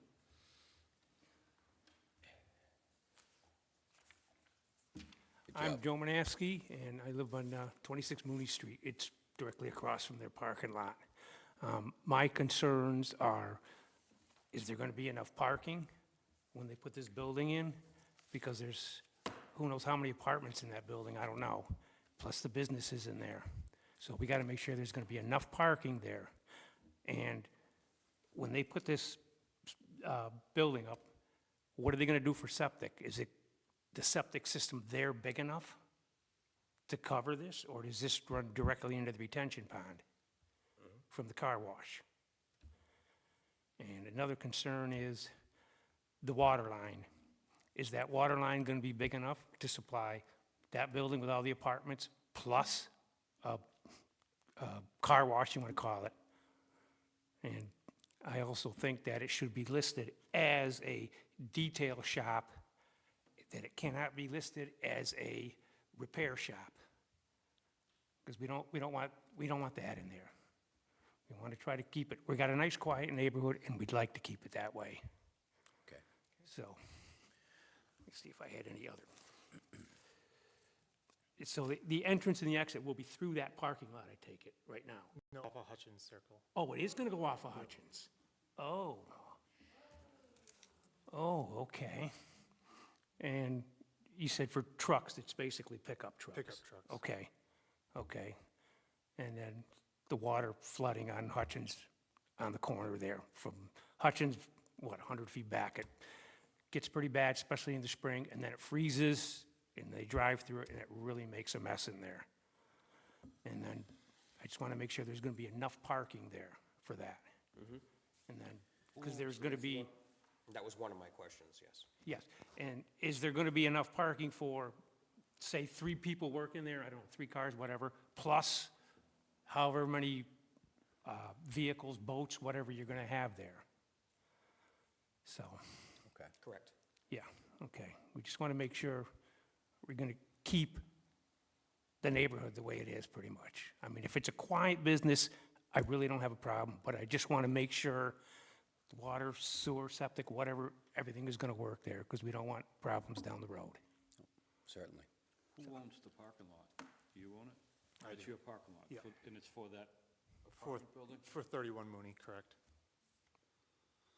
Does each person, each resident get a space or 2 spaces? Yep. So each resident gets 2 spaces, and then Norrie Plain gets a lot of them because they have some business trucks and stuff like that. So there's 2 apartments, and then there's the commercial downstairs, so. So none of these vehicles would be parked in any residence spots? No. No, that's what the section across the side of the Right. building's for. So the building you're going to put up, I don't know where your septic system is now. That's not going to Pretty much right next, nope, so I have to be away from that. That's why I went through with Norway Plains, and we have to be 5 feet away from the edge of the leach field. And the leach field is over next to the bank parking lot, and the tank is right behind my building. So I'm all away from that. Yeah, Okay. It shows on that print that where the septic system is now, the existing so septic here's system. the building here, here's the septic tank, and then here's the leach field right here. Okay, where, So this is Mooney, this is my building here. I believe you're over here. Yeah, but you're that's not, touching, okay, yeah, this is Yeah. my place, yeah, right there. Right yes, there, that's it, yeah. you won't be burdening the septic system because you're not putting in a bathroom. Correct. So the septic system is really Yeah. not affected. And, because the water from him washing gets into Goes the, in the drain basin. into the drain basin and, More people. yep. So what separates that water once it goes in there from all the soaps and More people, but chemicals more- or whatever? This People catch that are basin working in right the here building. has a separator Oh, the built people in. No, they don't have a bathroom Separates there, all so the they're gonna oils, walk over. contaminants, So there is a stuff like that Yeah, yeah. before it runs into How the many employees? retention 3, pond. 2, 1, Yeah. 15? Yeah, no, good point, I didn't think of that. They will all be using, they'll My be septic all design using shows that. that there was one there. so. Right, so Yeah, if they're I all thought coming there over was to something this, off we the need to end know what the limits you're are for talking that about building. going- So this is the proposed building right here. Oh, Yeah, okay. right. It's Oh, so clean it's as not a commercial connected. septic, No. it's probably equal to. Oh, I thought it was off the existing building. No, so here's Hudson Circle up down Okay. here. So I'd be coming out pretty much right behind Ryan's house. And then, so the parking, Okay. this is just to get into the front door, and then this is the parking right here along the side. Okay, okay. So that means everybody has to drive through the slush there in the spring. Okay. Okay. I guess that's pretty much all I have to say. Thank you, sir. Appreciate it. Thank you for your input. I know you guys had some back and forth, but just to hit a couple of the points that Mr. Manaski broke up was the parking. Yep. Even though it's not specifically depicted, you pointed it out on the map. We talked ad nauseam about the sewage for good reason and what's happening. There is no septic. The employees, the 1 or 2, how many employees at Crave? Right now, it's only him, Yeah, so, yep. they would access the 31 Mooney septic. And people have mentioned, you mentioned, and Mr. Manaski mentioned, the flooding on Hutchins Circle. I don't know if that happens directly abutting your property, but does that swale that you're gonna put in towards the retention pond, would that facilitate any of that, or no? I was assuming this So curbing, from like my driveway and stuff, that all will have all graded, so Yeah. it runs away. As far as down towards where it meets Mooney, I'm not touching any of that, but I'm sure my dirt guy, we could probably make a better swale Yeah. to get in there more. I'm Making not a s- paving that or anything though, Right. but it'll just be grass, but Right. it is pretty flat. And I know the old tar was broken up there a lot, so I'm guessing that's where the flooding is, because it's all pretty well flat, so, but like I said, I mean, the driveway will have to come in and up, because you don't want anything running into the road at that point, but, Once you put your driveway in, it's not gonna be pitched towards Hutchins. yes, Right. It would be pitched towards your property. yes, correct. Right. And then, like, I would have to connect to the pole and dig across that section already, so at that point, when we probably could grade it a little better to get it away from Hutchins. okay. Okay, is there anybody else in the public that's in opposition that would like to come forward?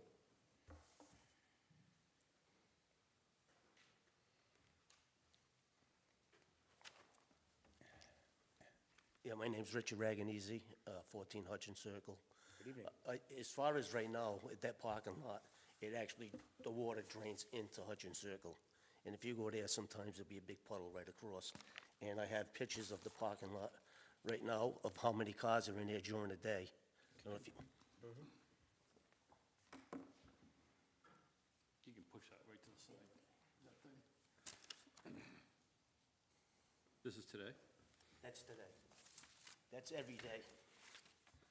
People that, because they made apartments upstairs, and there's also a business there. And that's how many people are in there during the day right now. Is this Mooney Street right here? Yes.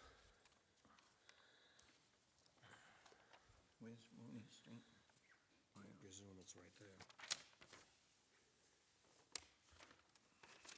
Where is that? That's So Mooney. that's from Mooney Street looking in. My building is on the right-hand side of that picture. There's a picture of the building also. So this building's over here. There's a So picture the with catch the building. basin is probably under those cars? Yeah, so see the dumpster at the end? If you look straight in Oh, yeah, from the yeah. picture, You so saw the catch basin is to the left by that silver, I don't know if it's a truck or a car. Yeah. Is that the And rectory? that's property to Is that the old rectory? the bank, the That's catch the old- basin.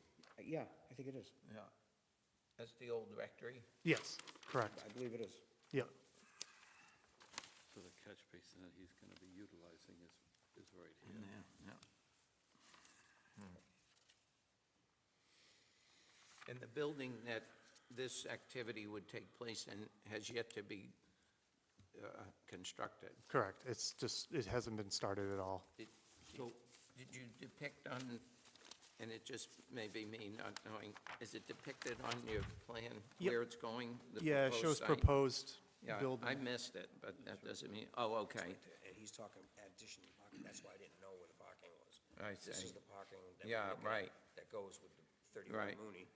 There's the proposed driveway, but Right. he's talking about parking here. Oh, yeah. And that's your parking lot, that's all your property? Yep. So you could put another catch basin right in front of the garage and connect it to the system. It's only 10 feet, it really, Yeah, And it'd it's- kind of be pointless, just because they're so close. I mean, you don't need two catch basins within 10 feet of each other. catch the water coming out of the garage. Just catch the so it water. doesn't add to the parking lot. Right now, whatever goes in that parking lot comes out the Hutchins Circle. There's no drainage that's actually working there. So you're And I've saying been there it's for not 20 working? No, it's been, like, the road's been flooded. If you get some rain, that road's flooded, Hutchins. Yeah, right here. across. That has, Right. that's not, that doesn't run into my drainage because I have curbing all the way along Yeah. the But this drive. whole area is all flooded with water. Yeah, you can see it's pretty flat, there's not Yeah. much of a pitch there, 'cause Right. you got puddles everywhere. But the Small. parking lot goes into the catch basins and run out here. Along Hutchins Circle, that's all grass. There's no catch basin per the towns there. That does flood. But we never had that until they put that parking lot in there. Because there used to be like a daycare school there or something at one time. Yep. And ever since they put that parking lot in, that's when the road got flooded. Okay. Does it flood as well on Mooney? Mooney Street? Some of it does, but mostly right on the side of Ricky Ryan's Does house. any of it come from Mooney Street onto Hutchins? I'm not sure, but it just builds up right on where Ricky Ryan's house is. Right on Hutchins there. That's where it builds up for about probably 20 feet of it or so. There's a good puddle that stays there. Okay, All right, well, thank you, sir. thank you. Is there anybody else who'd like to come forward in opposition?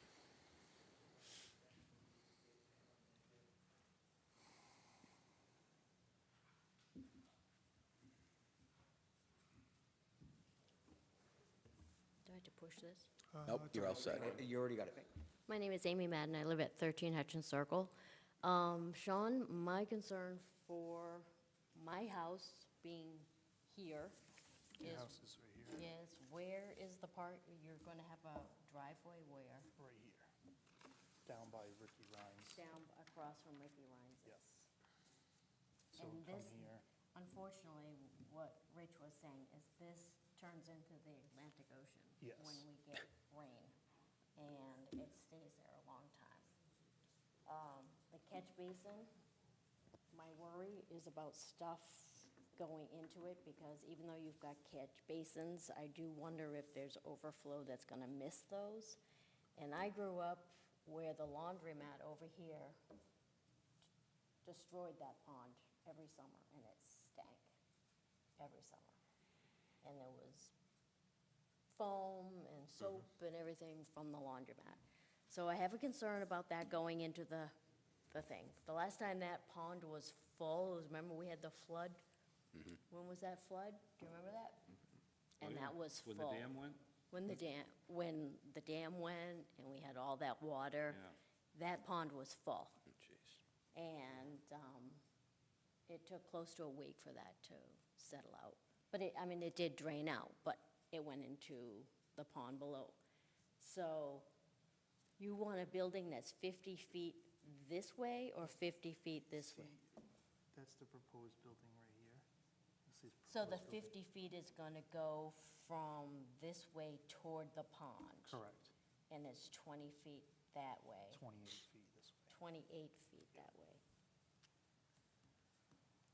But you don't want to, don't you need to have a bathroom in there for your? Well, this is a public this is a bathroom, common bathroom for the property. Drainage study would be needed here. Down cellar? Down cellar. In the rectory, wow. Wow, and there's what, how many apartments are in there? There's two upstairs. Two Then the upstairs. commercial downstairs. Then, Norway Plains. Norway Plains, yeah. Yep.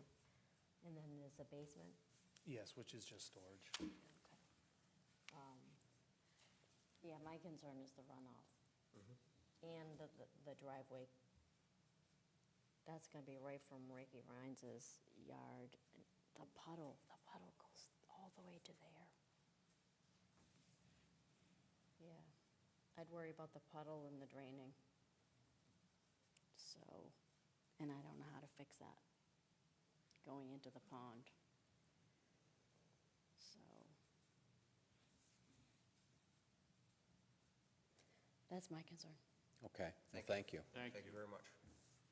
Is there anybody else that would like to come forward in opposition?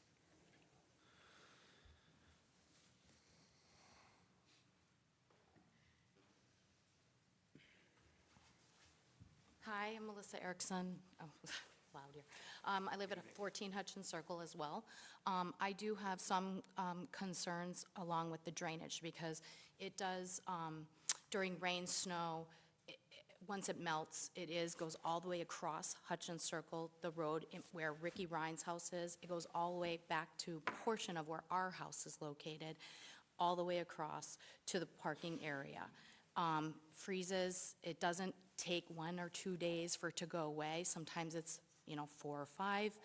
I also have questions about where the entrance is for he said the entrance for the driveway is on Hutchins Circle, so.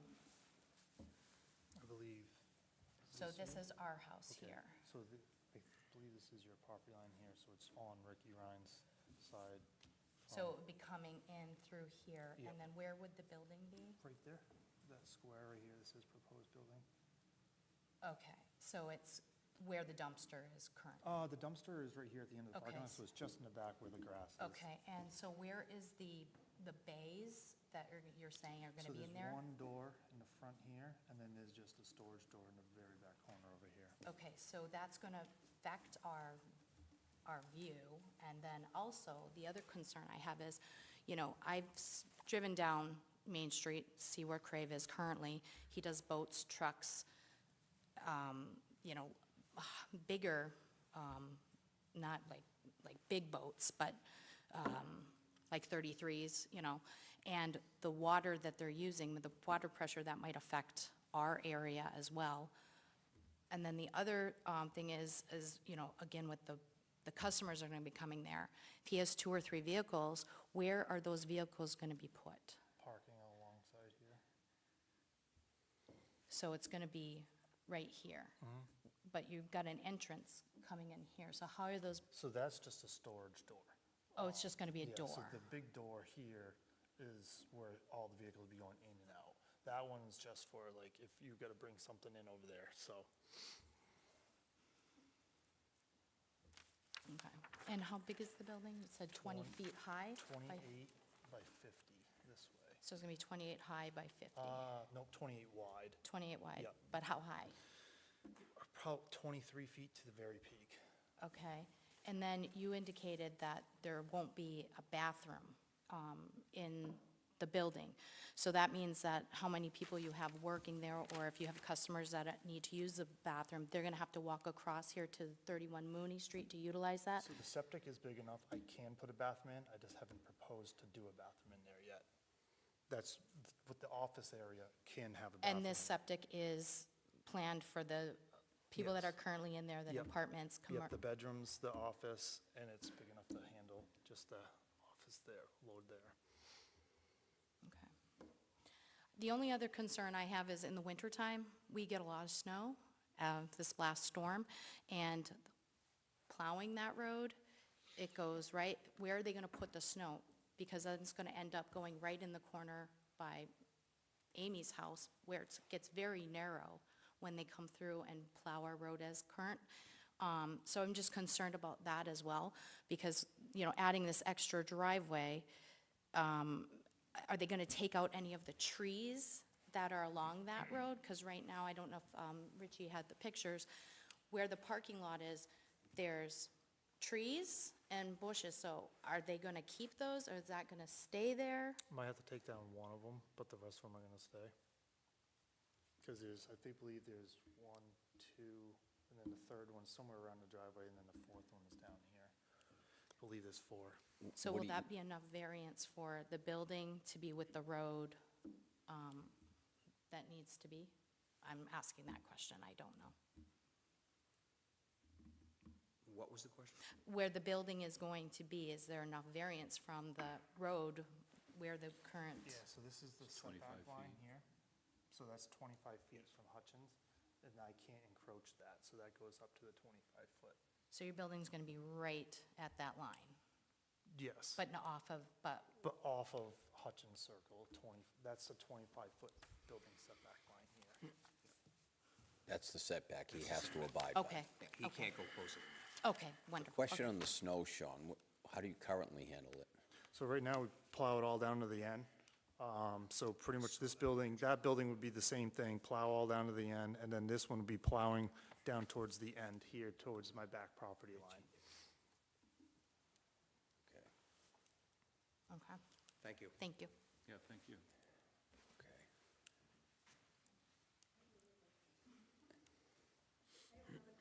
That's fine.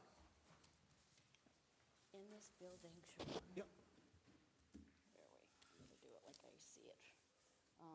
Where are the doors gonna be for the bays? I have a pen on me. So see the dotted line here?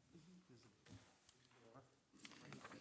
That's the one he's gonna use. That's the main door to get in and out. That's the main big door to get in and out. There's gonna be a man door over here, and then in this back corner, there's just a storage door, like an 8x8 door. So the main overhead door is gonna be in the Yep, it's front. gonna face the parking lot of the Amy So Street building now. all the grass is gonna be gone, Not all of it, but most of all of the Yes. grass is all gonna be gone. where the building is, and then there'll be a good 15 feet over here, to allow for parking And and you stuff said like the that. building is gotta be 25 Yep, feet that's to- what this line is here, that curves over to yours, that's the 25 foot, and then this is the 10 foot on the back one here.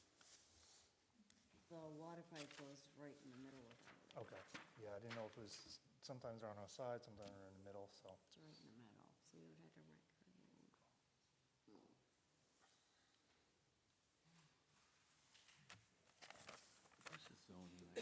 So, yeah, I was just curious if the bays were gonna open up here, but all this is gonna be parking. Identified in the, And where are you gonna put snow? application, and he's got this So right now, I push all the snow. PRC's here. Cause your dumpster's here. Dumpster. Oh, here. Oh, this is, oh, I, Residential commercial zone. okay, So yeah. pretty much I'll be plowing out application. towards the back of the building here. So this is an existing, This is your septic system that's connected The to. net, so anything that I'd be melts, curious to know this what is the all gallons- pitched towards that how many now gallons a anyway, day so is it all allowed snow now? melts right towards that. It is. There's very few All right, so people. you're not gonna have two doors I've this been way? there. No, So it's just the one big just door? the one door and just a And little. little people? Yep, As far as the first floor commercial, Thank you. you're welcome. it's almost lawyers on per diem. Yes. Show up and handle a The case. brick building, you mean? Yeah. Yeah, and it was That was two real apartments brick. upstairs, I Yeah. think. So he'd have so many gallons per Yeah. day he'd be allowed for that Yeah, septic system. I would think so. Drainage is definitely an issue. But the drainage really is. Coming up with? No, they're just looking at the building. I mean, this is a problem. Before, it's not like he just put this in, it became, you know what I mean? Yeah, I don't know how long that parking I lot's think been there. this, Yeah. this will actually help facilitate some of the drainage. And if he can assure us that he's taking out a tree, if he can make sure that's taken care of. Okay, anybody else that would like to come forward in opposition? And that's a no. At this point, we'll close it to any public input, and I just want to for the board's sake, just thanks. That's why we have these meetings, and that's why it's a town hall per se, because everybody can voice their opinion, either yay or nay, and have some good discussion in regards to this proposal. And it's, once again, there's other criteria that Sean has to meet through the planning board. This is in the Aquifer Overlay District, so whether this is approved or it's not approved, he still has to walk through some steps, and it really takes a lot of scrutiny once we get into the water table. So it sounds, my opinion, that there's certainly a pre-existing condition with some flooding on those streets. And that's something the town's going to have to address at some point, obviously. I would ask Sean, one of the women stated, I believe the conversation was you're going to have to take at least one tree out, you're going to be removing some grass. I know you're not new to developing, so what can you do just to reassure the people that, you know, we're going to have the cosmetic look, and trees are very important, especially in a flooded zone, not to lose them? Yeah. Pretty much if I have to move a tree, I could plant one a little closer to the next one. They're spaced out pretty good right now, so I was gonna try to make the driveway go in between them. But like I said, one, I haven't been able to stake anything because of the snow. But I just, I want to just be upfront. Might be one that might come out, which then I could put further down or something else if I had to, so. Yeah, and obviously I'm naive to this, and maybe somebody at the board, Paul La Rochelle. So in my understanding, looking at that driveway, which would have a natural swale to it anyways, might actually help facilitate some of this flooding, or help alleviate some of this flooding on Hudgens Circle. Is that a stretch? I mean, So, like I was saying, when I connect to the power, I'd have to connect to that pole, which is on the corner anyways, so I'm gonna be digging down the edge of the street. I could make some kind of little swale to help get some. It's just, I'd have to be able to get it out of there somehow, whether I go into my catch basins or, across my driveway. And I just don't know if there's enough pitch to get all the way around, so it probably might have to end up heading towards the catch basin, but. yeah. And it's just talking out loud in the context of being a good neighbor. Do you know what I'm saying? Yeah. You hear the concerns. Oh, and, yeah. they're all very valid, and there's a lot of them, so, okay, thank you. You're welcome. Just a couple of questions, if I may. How long has that parking lot been there? I know the bank bought it in early 2000s, so when they converted it over, I know they took down a house or something over there. Right, That's when there the was a parking house, lot yeah. was made. I believe that was like 04, 07? The actual parking lot? Yeah, was because installed? I know my septic design I had, I think showed a date on it. I believe it was, maybe it was like 07. As far as the proposed building, you're saying it's 24 by 50? 28 by 50. 28 by 50. Yep.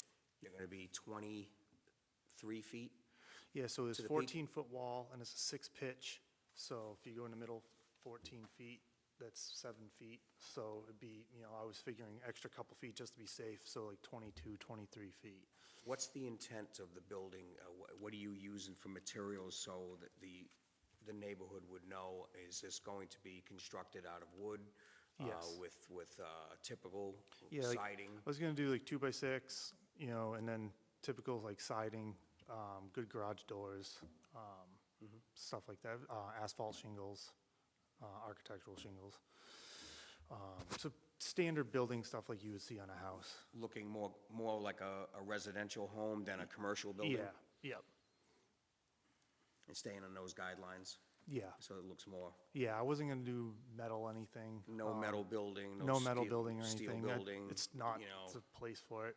So have windows or something on It'd that be, one? yeah, there'd be 2 windows on either side, be a typical like 6/6, double hung window.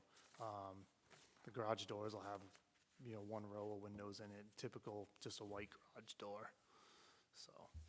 And you still have to have a site plan review? Yes. Site plan review to determine number of parking spaces that would be on the side of that building, because you're not using any of those other parking spaces, because those are dedicated to the 31 Mooney Street. Yes, correct. Those are dedicated for that. Yeah. So that you would have parking on the side of that building, and also the option of putting some of those vehicles in that building. That's probably the reason why you're gonna go 14-foot walls, Yeah, so you can put a boat trailer in 12-foot there. door, so you can put a boat in. And put So- inside there. Do you know how many gallons a day the septic system currently accepts? Oh, the septic, it's a, I don't know. I know we'd sized it out, and it was, because when I did the apartments upstairs, we needed to make sure, and it was fine for all that, and had a little extra, so, but I don't know the gallon per day right now, so. What is the apartment building, like how many bedrooms is it considered?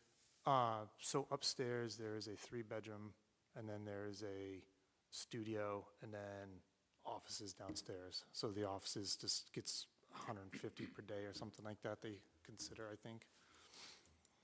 So it's considered, what would it be considered as a structure? Well, it's a mixed use right now, commercial, residential, but it doesn't say how many bedrooms, because has Toilets are in it? 1, 2, That doesn't matter. yeah. I was gonna say that doesn't. It's all it's people. bedrooms, bedrooms and gallons per day, so, Yeah, it's all gallons per day. yeah. That's why I say, if you know that and can figure that out. Yeah, how yeah, many well, gallons I per had day it all figured out when I originally did the 3-bedroom apartment upstairs, because I, had to make sure of that before I did it, before I went. Business will only add 20 gallons a day. What's 20 gallons a day? It said that business will only add 20 gallons a day. It's 20 gallons per employee. And there's no customers are gonna be there. They're gonna drop their cars off, so it's only 20 gallons a day added to that septic. But you're not sure how many employees there would be there. Right, like I said, One he or only has two. one, he's only ever had one, not to say a kid doesn't help him a day here, that, like, I'm just saying, I know it's just him right now, so. Okay. Yeah, it's always The been. only thing on that is, though, again, once this is in place, somebody could come in with 3 employees and run it, you Yeah. know? I mean, we can't just base our But they would decision. have to come to site plan approval, and then they would have to prove that that septic could handle it. Well, I think they have to do that now, They would, why?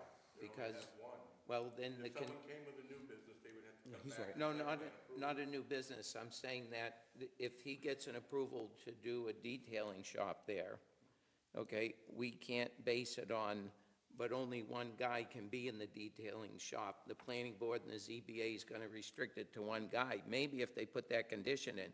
But if you've got a detailing shop, some other guy takes it over and he's got 4 employees, he can still run his detailing shop. We don't know who's gonna be in there, so when we make our decision, we gotta factor in what the future could be. It's not just gonna be Dave by himself necessarily for the rest of the time. But let me ask you this, because I'm not sure of this, and maybe I should know it, but I don't. The special exception you're seeking is to allow this type of use in the RC zone, okay? But you already have a commercial use on this lot. So now what you're doing is you want to put 2 commercial uses on the same lot. In other words, whatever the commercial use is for your building as it currently exists, this is an additional commercial use to build a structure to house that commercial use and to put both of those uses on one lot in the RC zone. Do you know whether that's permitted, to have more than one commercial enterprise going on one lot? Well, that building was prior, it was a lawyer upstairs and Norway Plains downstairs, so there was 2 different businesses going on at that time. So whether they legally did it, I don't know, it was before my time, but there was multiple commercial uses going on. Well, usually, if you go to the table of uses and you have office building, you might have a CPA, a lawyer, somebody else, all in the same building. It doesn't restrict the type of office facility or business facility. But you've got a completely different use here, automotive, washing, whatever the use is that is in our table, that's now coming on to the same lot, and you're building a new structure to house that separately from the commercial entity that's already on there. And I'm just asking because I don't even know Yeah, the answer. I don't know the answer. Yeah. I just, like I said, I just know there was multiple ones going on there, It's a but concern that I have, and it may not be, it may not matter, it may be absolutely right, but it's a question that I have before we grant the special exception.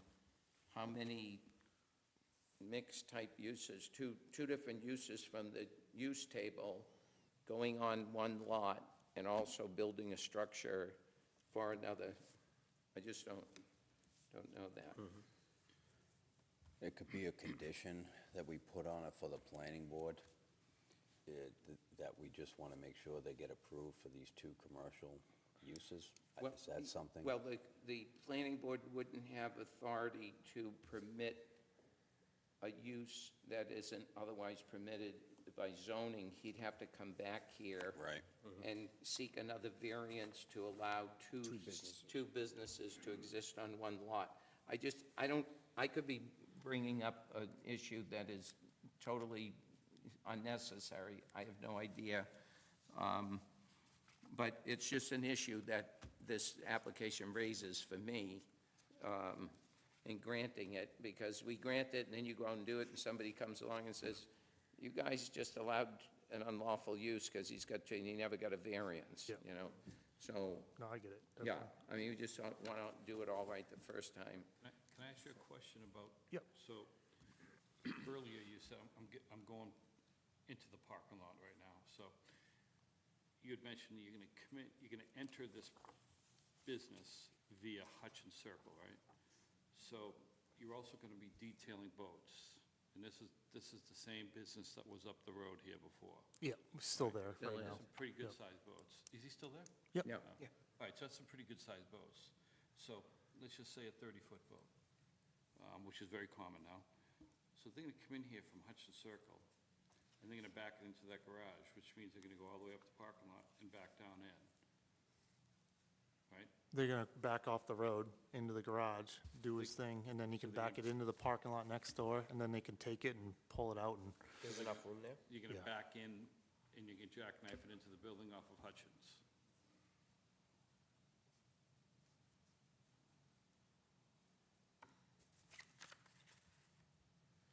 Do you know what and you said it's only 10 feet from the front of the building to that catch basin?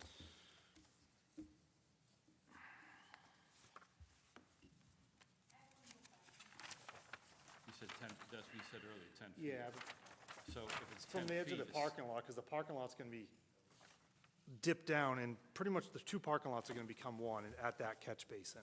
Okay. All right.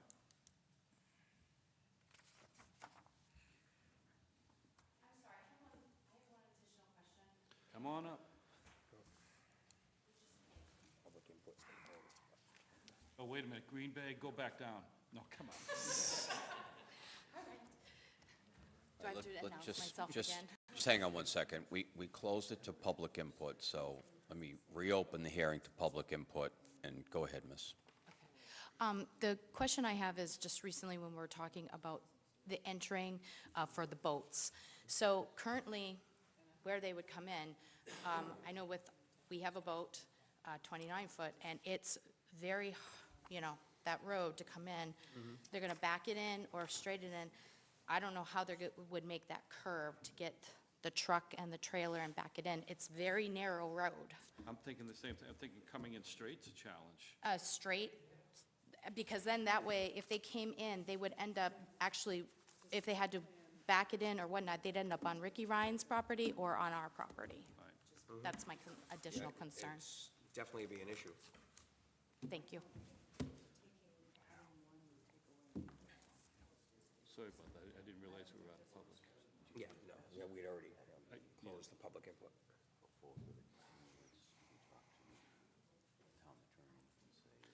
Well, I think maybe we should go to the worksheet because I don't see it's this line. I think that's the legitimate thing, because I have an issue and I have no answer to it. And it may not be an issue. Multiple businesses. We do have that on Main Street, though. There are buildings that have multiple businesses. In separate buildings, you look at, include me. Is that one lot? Is that one lot? That's one lot, that whole thing. And there's, you've got the, Applebee's, you've got the other auto repair shop, and you've got the post office. That's all one lot. Okay. All right, it's officially closed to public input, but thank you for your comments. Anything further from the board or any other questions?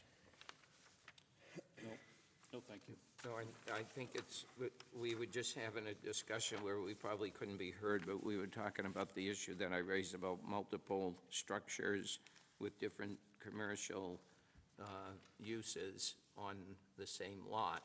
And we were pointing out that we do have lots on Main Street, for example, that have, I guess, one lot with different structures with different types of commercial uses going on. And we couldn't see anything specifically. Robin was looking, and I was just talking with her, and that seemed to restrict that. So as of right now, we don't have any information that that wouldn't be allowed. So. Okay. You all set, Sean? Yep. All right. With that, we can move to the special exception worksheet. I'll start it off. A plat has been submitted in accordance with the appropriate criteria in Article 500, Section 520B. Yes, I believe it has. Yes, I agree, it has. I agree. I agree.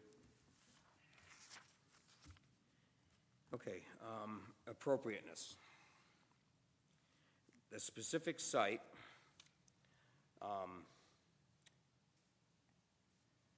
I believe it is an appropriate location for the use, only because this is in the RC zone, and there is commercial buildings there on this property now. But I do believe it's a good location, other than being a aquifer and retention pond, and there will definitely have to be some conditions applied in this case. Again, this being a special exception for the RC zone, it is an allowable use in this district. And with the special exception, but with conditions. I'm not sure. I agree that it's a appropriate location, given the uses that are happening there, but I'm not sure whether this particular location for that building, that driveway with aquifer issues, retention pond issues, the amount of flooding and so forth. So it very well could be. I just don't have enough in front of me now to say that it is. It's interesting. I can't necessarily find that it is not, because I have no valid evidence to show that either, but I can't, so I have no determination based on what's in front of me whether it is or isn't. So that's a, So, that's is. I guess, or is not? I guess I'll have to say it is not if the burden is to prove it is, and I can't say that, then I guess I have no choice but to say is not. okay. I also say it is not. Yes, it may be commercial for hair salon, for a lawyer's office, that type of a business, but a lot this small with a small neighborhood, which sounds like it is a residential neighborhood, and we're gonna be moving, it's not just trucks and cars, we're gonna be moving boats, good-sized boats, in and out of a very tight parking lot. I see a safety issue there, I see all kinds of complications, and I see tension between the neighbors and this business right around the corner, so I say it is not. Okay. The specific site,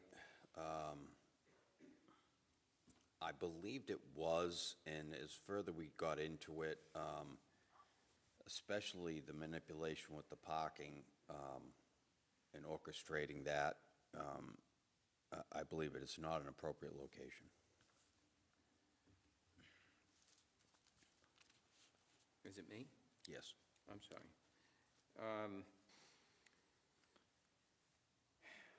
I'll say factual evidence is not found that the property value in the district will be reduced due to incompatible land uses. I know there was some concern from neighbors, but I'm not so sure that the information we were provided is sufficient to establish that property values would be reduced. I think this is an incompatible use because, based on the residential use that we're comparing it to, but no evidence, it wasn't sufficient evidence in front of us, in my opinion, to establish that the values would be reduced. So I'll say it is not found.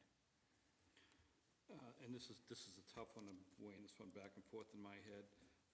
I'm going to say I feel factual evidence is found at the property, well, I don't have factual evidence, so I have to hold tight to that word, factual evidence. So I guess it is not found at this point. Yeah, I believe as well, factual evidence is not found that the property value in the district will be reduced. There's been nothing put forward as far as demonstrable evidence showing that the property value would be reduced. No, and I also agree that factual evidence is not found. There's nothing that's come forward to say that it'll diminish any property values. There's been no evidence in any way that it's going to do that. So at this particular value, is not found that the property value in the district will be reduced.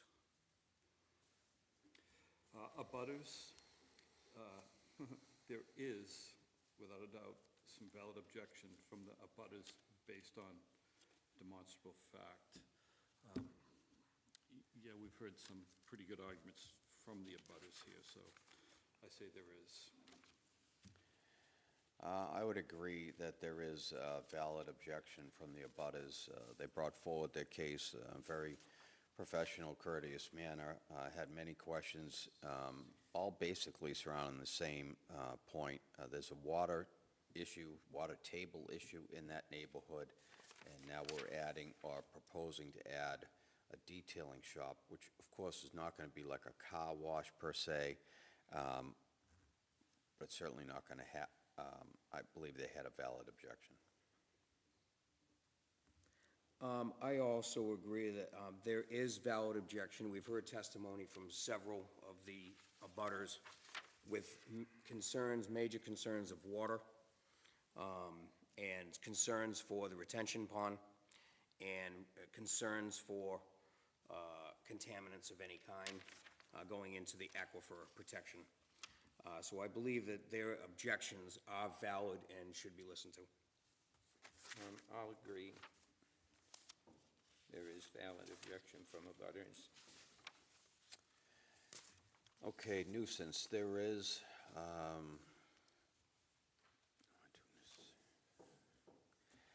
I believe there is undue nuisance or serious hazard to pedestrian or vehicular traffic, including the location, design of access ways and off-street parking. If there was so simply a added commercial facility,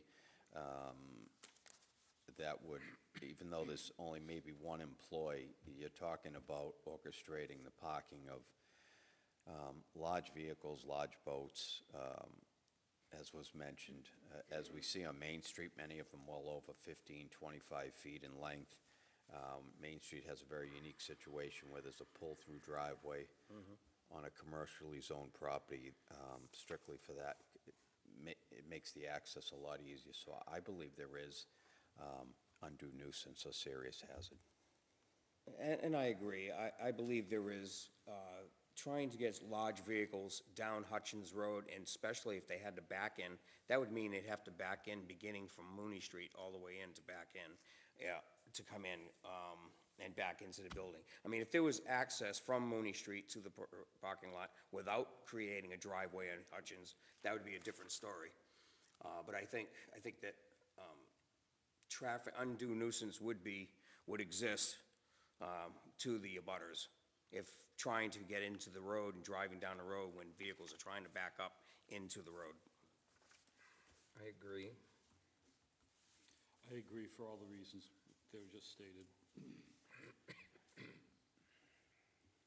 This me? No, Paul. Oh, it's me. Yep. Thanks. Yeah. Adequate and appropriate facilities and utilities will be provided to ensure the proper operation of the proposed use or structure. This is something that would have to be taken care of and done through the gallons permitted per buildings. So this would have adequate and will have adequate and appropriate facilities and utilities. I would say there is not adequate area for safe and sanitary sewage disposal and water supply, because those things are an open question currently in terms of the amount of water supply, where it would come from, whether it would cause a problem on the newly paved road, although I guess that could be addressed, but I'm just saying as of now. And then disposal of that water, wastewater from the operation, even though it's not a massive use, it still, I don't think, has been adequately laid out in terms of would there be potential issues with contaminants in an aquifer and/or a pond or whatever. So I guess I just have to conclude that there is not. I agree. At this point in this process, I would say there is not, there's just some research that has to go into this, and some studies have to go in to see if it's even capable of accepting that type of a business. But from what I've seen here, I'm going to say we do not. I would agree with that. Paul Moan's the only sewage. Yes, that's.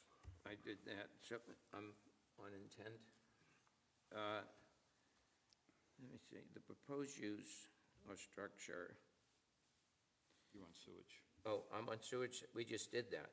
No, we didn't. Oh, no, we're we doing did adequate facilities. facilities. And I mentioned. I jumped mentioned- ahead. Travis, yeah. Oh, I jumped ahead. Yeah, Oh, thank you. no, that's because of me. No, I had mentioned. No, I want to say is not adequate area for safe and sanitary. I've already discussed that and talked about that. I jumped ahead. And that's why, I mean, those are open questions right now, how that would all. And I think if it's not presented so that we can look at it and know what's happening specifically with water, where's it going and so forth, other than, it's a good idea, but I think unless we have specific information, it's hard to conclude sitting here that it's all going to be okay. So I have to say it's not. I agree. Yeah, Same reasons. the question was posed by pretty much every abutter in regards to the safe and sanitary sewage disposal and water supply. Sean detailed the 6-inch main coming in, how he would accommodate manipulating that. It doesn't sound like the proper term, and work through that, but it seems to be, to me, that there's, right now, it's not adequate area for safe and sanitary sewage for that retention pond. And I agree as well. Intent, the proposed use or structure. I'm going to say is not consistent with the spirit of this ordinance and the intent of the master plan. We're just trying to squeeze the wrong type of business into a congested residential area. And I don't believe that is the intent of the master plan. Yeah, I certainly we're looking for any and all small businesses, but to shoehorn this business into an area that, to me, has too many concerns. One, with parking for the current building, and then the parking issue with the vehicles involved. I know the gentleman who runs this business, he does a very good job. There's no question about the integrity of the people coming forward here or proposing this, but I just don't feel it is consistent with the spirit of this ordinance and the intent of the master plan. And I agree. I mean, this is, I definitely want to encourage business. And that is part of the master plan, to encourage businesses. But appropriateness for to have a business needs to be consistent with its surroundings and for the master plan. So there are better locations for this type of business, and I do believe that this is not consistent.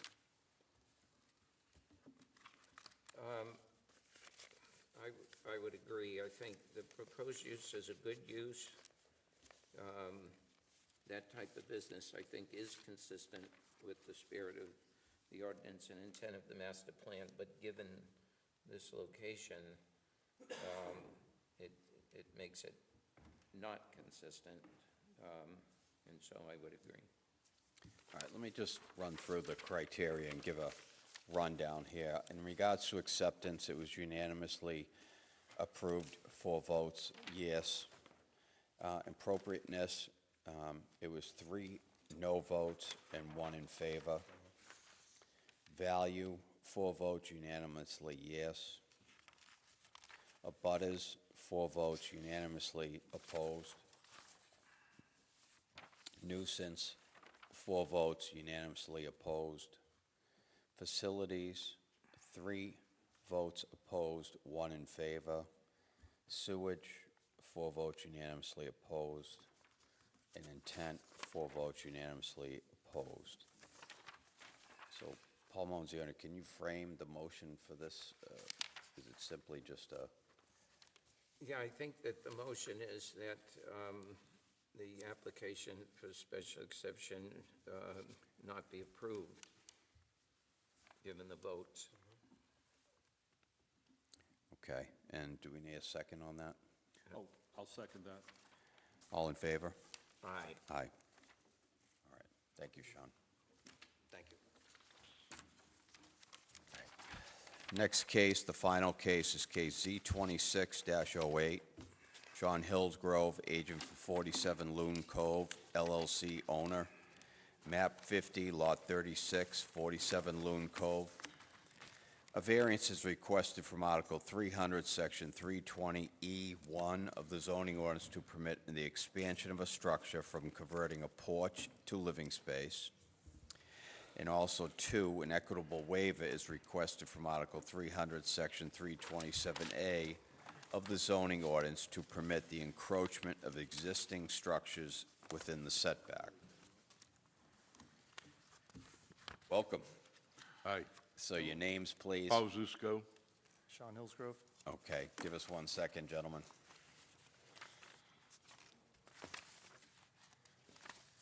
Bunch of money. These two just-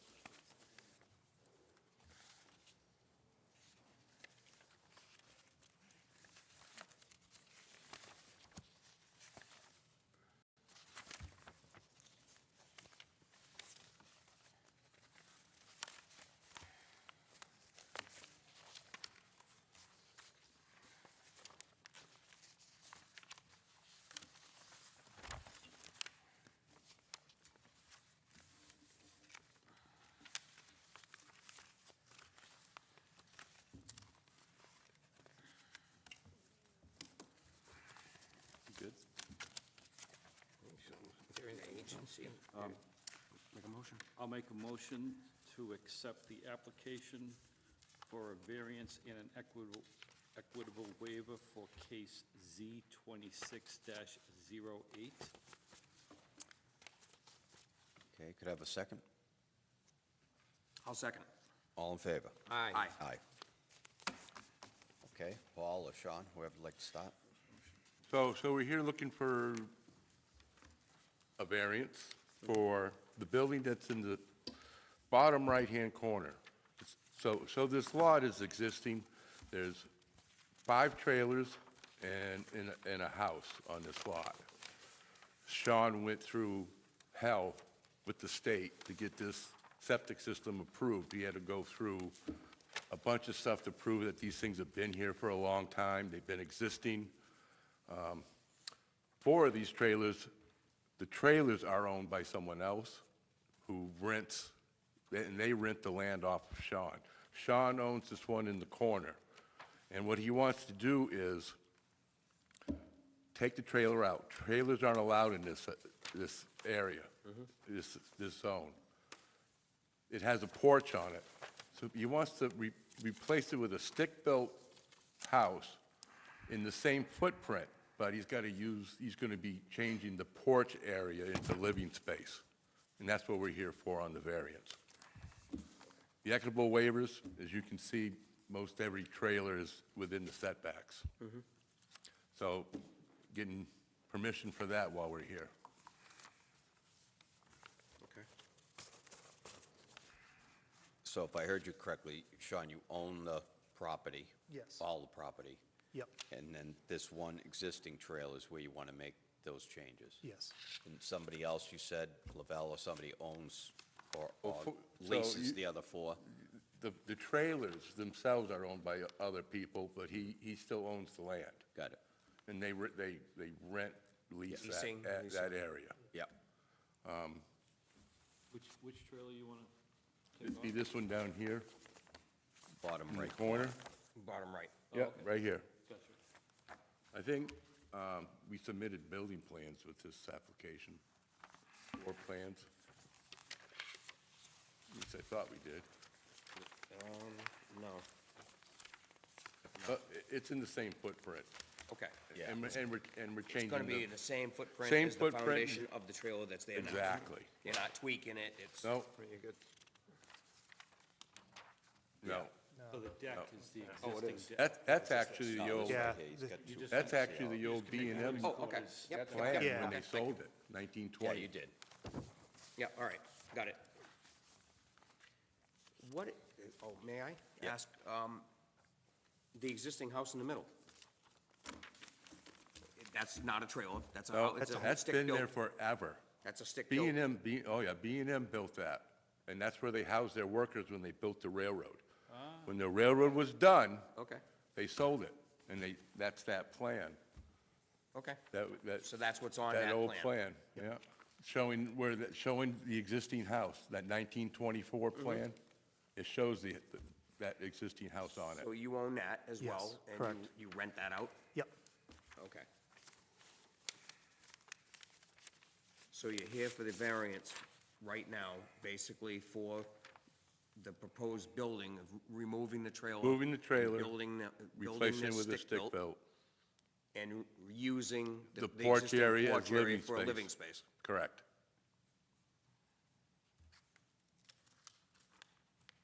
And the home, the structure you're going to build, same bathroom? yep, same, it's a two-bedroom, that's what the septic was sized for, that's what's existing there now is a two-bedroom, so it's still gonna stay a two-bedroom and 1.5 bath. Okay. Height differential? So I figured I went over there, measured it, it's 18 feet right now to the peak. It's probably gonna add about 7 feet to that. It's not going to exceed 35, which is No. allowed, right? Yeah. Yes. Yeah, because it's gonna be a walkout first floor and then just second floor, so, Where's the lake? Because you're down by the lake, aren't you? yes. So the lake is over here. Oh, so you're not blocking anybody's view? That'd be Loon Cove. Okay. And the trailer that you're removing is more than 10 feet or 10 feet from the side setback? Right now, it's within the setback. Yeah. Okay. So in his proposal, when he rebuilds, he's going to twist it so That's it's what not. I asked you earlier, He's you gonna- said He's no. going to twist it so it's not. That's why I asked. Yeah, Yeah, he's I going to asked twist you- it so it's not. you said- But the equitable waivers are for the other trailers. Okay. Okay. But you've this got that this written. trip, This one I had will, asked this that. one will be conforming. So you're gonna make it fully conforming? Correct. But you are gonna tweak it? You're not just Correct. gonna build on the same foot? You're No. gonna tweak it? The building will be the same footprint. We're going to tweak it so it's not in the. Right. So you're Slide- out of the slide side it over. setback? Correct. Tweaking it with the intent of. Because I making it did ask within that, and you code. said, yes, it's going right on top where the other one was, so. Yeah, That's, okay. That was a trick question. Oh, it's actually, you've got that. As long as we written, got it yes. resolved, I know, I as read long as that we're you were gonna resolved, now twist I it. know. Yeah. How long have these trailers been on this lot? roughly? late 50s, early 60s. Okay, long before zoning, Oh, long absolutely. before zoning. These That's trailers- why he had to go through all that crap. So these trailers all got put on this lot along with that 1924 structure even before that, and all these trailers. And then you buy it with all these trailers and that structure. Yep. Now you have one trailer, you want to get rid of it, take it down, rebuild in the same footprint, expand it upwards, it sounds like, but rebuild in the same footprint. And now you're going to, what's a porch on that trailer, you want to convert to living space. Correct. So you're looking for variance for the porch. Yes. But what about the idea of raising a non-conforming structure and replacing it? Don't you need a special exception for that? Why? I don't know, because I think, It's footprint. no, It's I not know, It's but, not the vertical. You're allowed to build 35 feet. no, I know, that's true.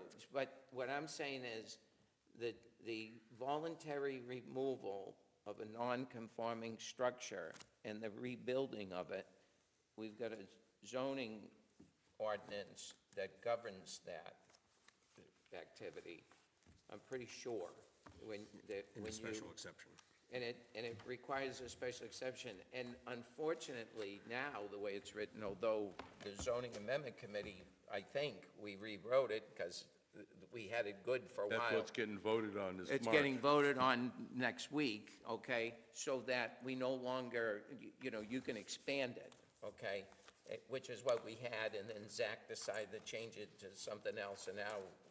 Changing it back. We're changing it back, okay, to make it better. But I still think if you're gonna voluntarily raise a non-conforming building, you have the right to rebuild it under special exception. You probably won't even need the variance for the porch, because now the special exception's gonna allow, although you would, because you're going off the footprint. I asked that same question. Yeah, right. But Because I saw what the although you're in the proposed foot- amendments were. You're in the footprint. You're in the footprint, even with the porch, you're just expanding the living space, Correct. and you're taking the non-conforming building out, you're putting a nicer, better building in the footprint. Correct. Gonna expand it upward a little bit. I think we should be all set. But the variance just on the porch thing, then we're still left with, what do we do about the trailer coming out? Now, it is a trailer, Which But- isn't allowed in this zone. which isn't allowed, but I mean, for purposes of this, since you're gonna be able to rebuild it and replace it, it's better, it should be treated as a non-conforming structure instead of a trailer. Like, if you get rid of it, you can't, because the other thing you run into is, to the extent that you can make it less non-conforming, It's what he's doing. Which we are. which you Which he's are, doing. which you are, I got it. okay? And by the way, you're making it less non-conforming too by making it other than a trailer. If trailers Correct. aren't allowed, okay? You can legally change, so change of use of non-conforming uses, change of use. Not use, structure, non-conforming structure. Well, actually, It's- no, he's keeping the structure the same, because you can do that, we can read that one too, but Right. he's changing the use of the porch into a living quarters. Okay. So that porch is Full-time a- I see. That's what we were applying for. Yeah, And- right. And that is legal. A legally existing nonconformity use may be changed to another nonconforming use, providing the ZBA finds that granting a special exception is warranted because a change in use will equally or more appropriate to the district or the neighborhood of the existing nonconforming use, based on consideration, oh God, it goes on and on, such as, but not limited to noise, vibration, dust, blah, blah, blah, stuff. So I asked So you about can this go- when we come in and ask what Right. we applied for. I Right. asked, I said, do we have to, so you said, do your variance. And I said, do we have to come back after you sit there and approve it at the next week? Do we have to come back into a special exception? Right. So the variance is to, now it's a variance to convert the porch into a living space. Yeah, alteration of a nonconforming structure. No nonconforming structure may be enlarged or altered in a way which increases the nonconformity, but we're not doing that. Conversion of a deck or porch or patio in the setback to the living space shall be considered to be an increase in nonconformity. Right. Right, but right under that, that's section E1, which is what they're noting in the variance. On section E2, this is a replacement. It's not an alteration. And the replacement of a non-conforming structure may be allowed by special exception to Paul Manzioni's point if the replacement is required due to obsolescence such as structural deficiency or inability to meet the current New Hampshire State Building Code. Square footage will not be increased. The replacement shall be voluntarily moved, shall be relocated to the extent feasible to reduce the non-conforming aspect, which is what they're doing. See, because right now, on our sheet that we've been given, under section 320E, non-conforming structure, no non-conforming structure may be enlarged or altered in any way which increases non-conformity. Yeah. So now you're here for a variance to get around section 320E. Little confusing. Yeah, it is. It is. But if it wasn't, what else would we be doing tonight? Eating. And then conversion of a deck, porch, or patio setback shall be considered to be an increase in nonconformity. I question this a lot. What do we apply for? And this is, what we applied for is what I was told Right. to apply for. Right, a variance. Right. Because I said, this is a little confusing. It contradicts itself from one sentence to the next. Well, it does. And, you know, you're looking at take this thing down and replace it. Exactly. We're only improving it. Which we encourage. Right, I mean, right, the special absolutely. exception encourages just that. I mean, that's the whole reason it was written, is so that people didn't have these old dilapidated structures sitting near the lake. And we wrote it so people could come in, tear them down, put up nice, brand-new, safe, building code compliant structures, and that's what you guys are trying to And do his, here. and his plan is each time if a trailer is gonna get sold, he's gonna buy it. And then he's gonna, Nice. and he's gonna do the same exactly thing. this. Yeah. Maybe make them all Nice. straight so they're not all haphazard. No, it's a great, it's a good plan. great application and a great plan for this structure. It's just, I'm confused on how we, Of your own ordinance? yeah, right? Which, by the way, was written when I was, during my hiatus. But, I mean, are we best, Paul Manzioni, to have a continuance on this case, no charges to the applicant, no recharging, and then have town council look at this? Because it certainly looks, I mean, we can't sit here and rewrite, No, we can't. so that they come forward with a special exception. Even your amendments doesn't fix it, does it?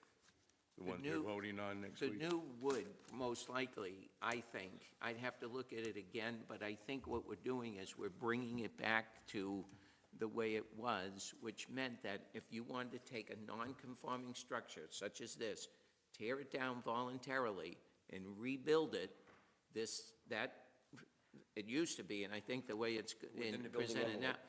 you can do it.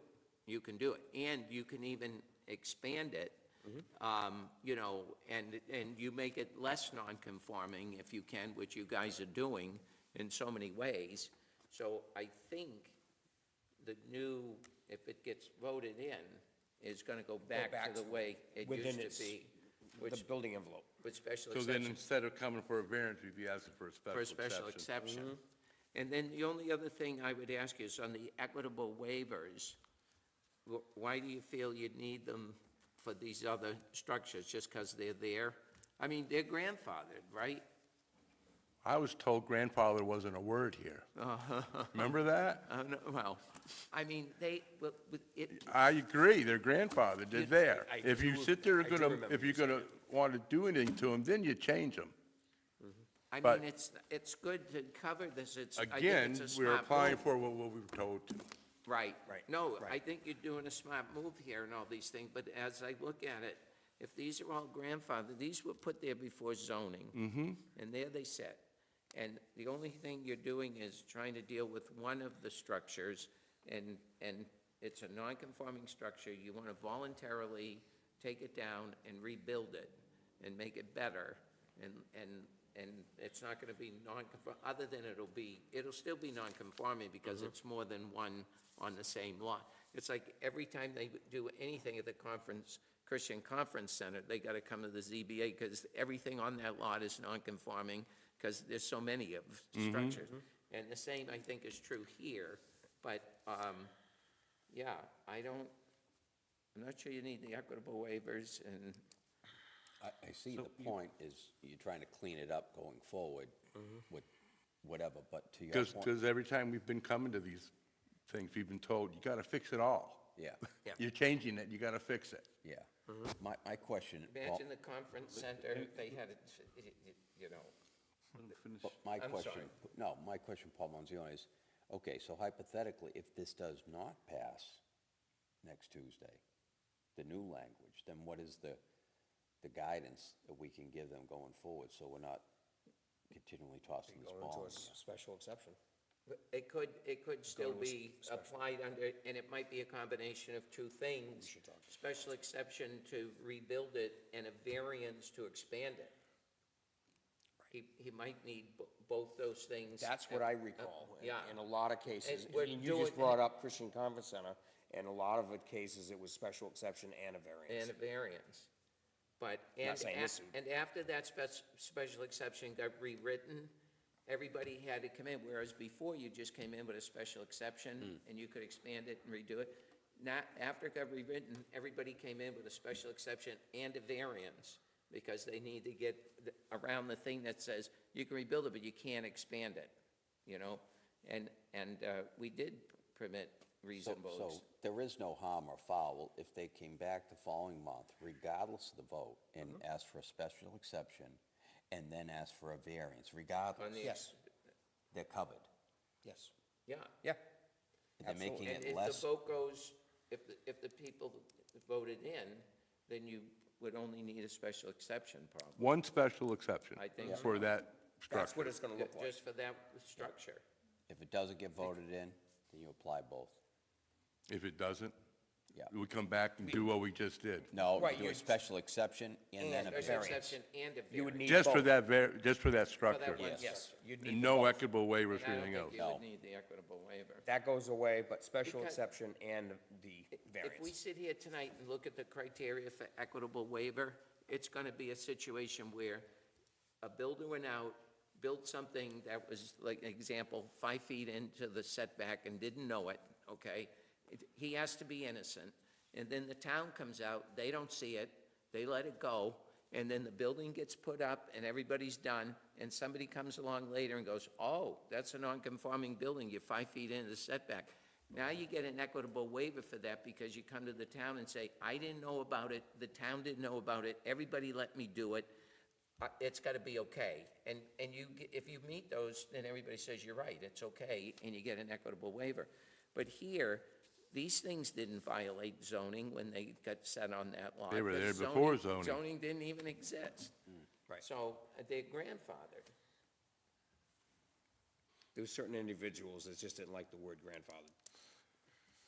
You don't know how many times I've done subdivisions or boundary line adjustments to come in and get a equitable waiver for a house that was there for 200 years. Right. And it's in the front setback. Why?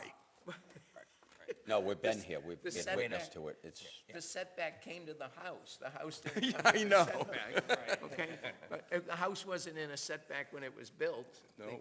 They made zoning afterwards. so if you could ask for a continuance, if that's Yes. what you'd like to do, then we can go forward and there will be no added cost for you for application purposes. We're not gonna get anywhere tonight, as long as it's this next month, right? Yeah, that's fine. I was just Come in next month. I mean, John, I'm only one person, one vote, but I'm looking at this and I'm thinking, does this need a special exception or not, you know, and I'm gonna struggle with the criteria as we go through it. And I So agree if with we ever have any questions, I just give you a call? No, you can't talk to me other than at a public session. I have to agree with you, Paul, and I think waiting until after the elections, you find out which way, whether you just come back for a special exception or not. So they voted in, it's just a special exception. If they don't, it's a special exception and a variance. Exactly. That's what I think. Yep. But you'd have to look at the language. I have. It's Yeah. That's The what you new guys stuff, would like to are you do. looking at the new? I did look at the new Yeah, stuff. no. It's all over Facebook. And that's when I asked, so if I get the variance, do I have to come back next month when you voted in to get a special exception? No, it's, No, well, you did It's good if you got it. I think we may just refer to you as grandfather, if that's okay with you. yeah, we can say that. But the new structure, we're I going to say. definitely move it so it's not in the Yeah, setback. it'll be perfect. Really? I say it in court. Yeah, I think grandfather is the appropriate way of saying I it. say it in court. But like I said, there's some individuals that didn't like that. I say. So would you like to move forward for a We'll- continuance?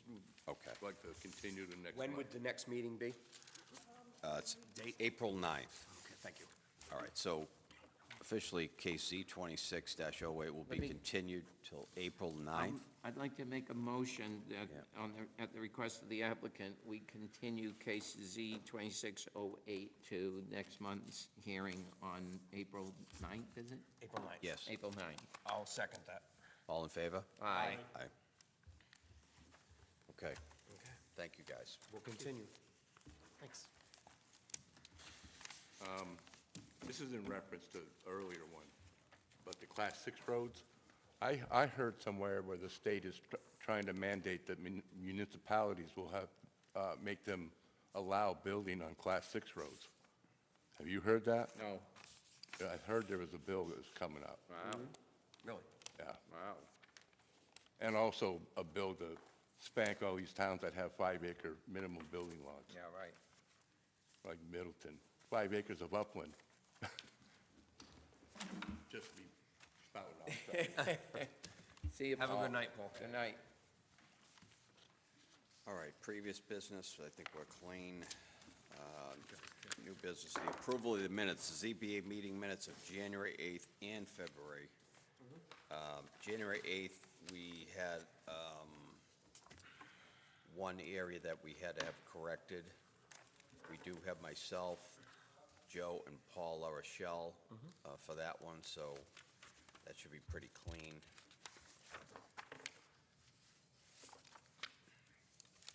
Yeah, I'm all set. Okay. I'm all set. Can we have a motion to approve the January 8th minutes? I make a motion to approve January 8th, 2026 minutes. I second. All in favor? Aye. And then on the February 5th minutes, I don't know if anybody got a look at them, but it was for the ones concerned here. It's Paul, Joe, and Paul LaRochelle. I did not see any concerns. No, it's been corrected. Okay. Nice thin one, too. It's only a couple pages. Yeah, no, it's, Can we have a motion? I make a to- motion to approve February 5th. I'll second. All in favor? Aye. And can we have a motion for adjournment?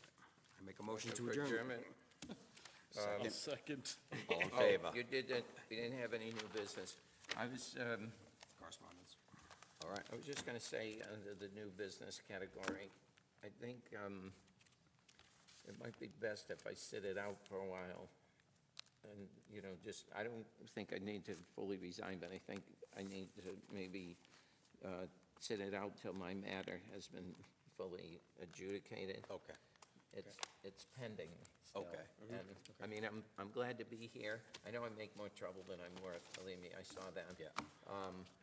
And I'm sure you guys would be glad if No, I we're not. weren't here No, we making the appreciate trouble. you being here. But Just the I'm just saying, I don't agree with you making more trouble than you're worth. well, I've been, I discussed it with Steve Nix and stuff, and I said, I'm in a little awkward situation.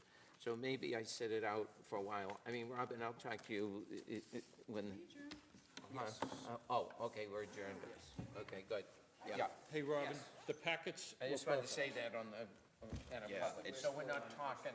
Yeah, because You it's, know, on it it just seems to school. be, there's a lot of them cases that come up, and you'd be in the middle of a, it'd be contentious for you to be involved. So, Yep.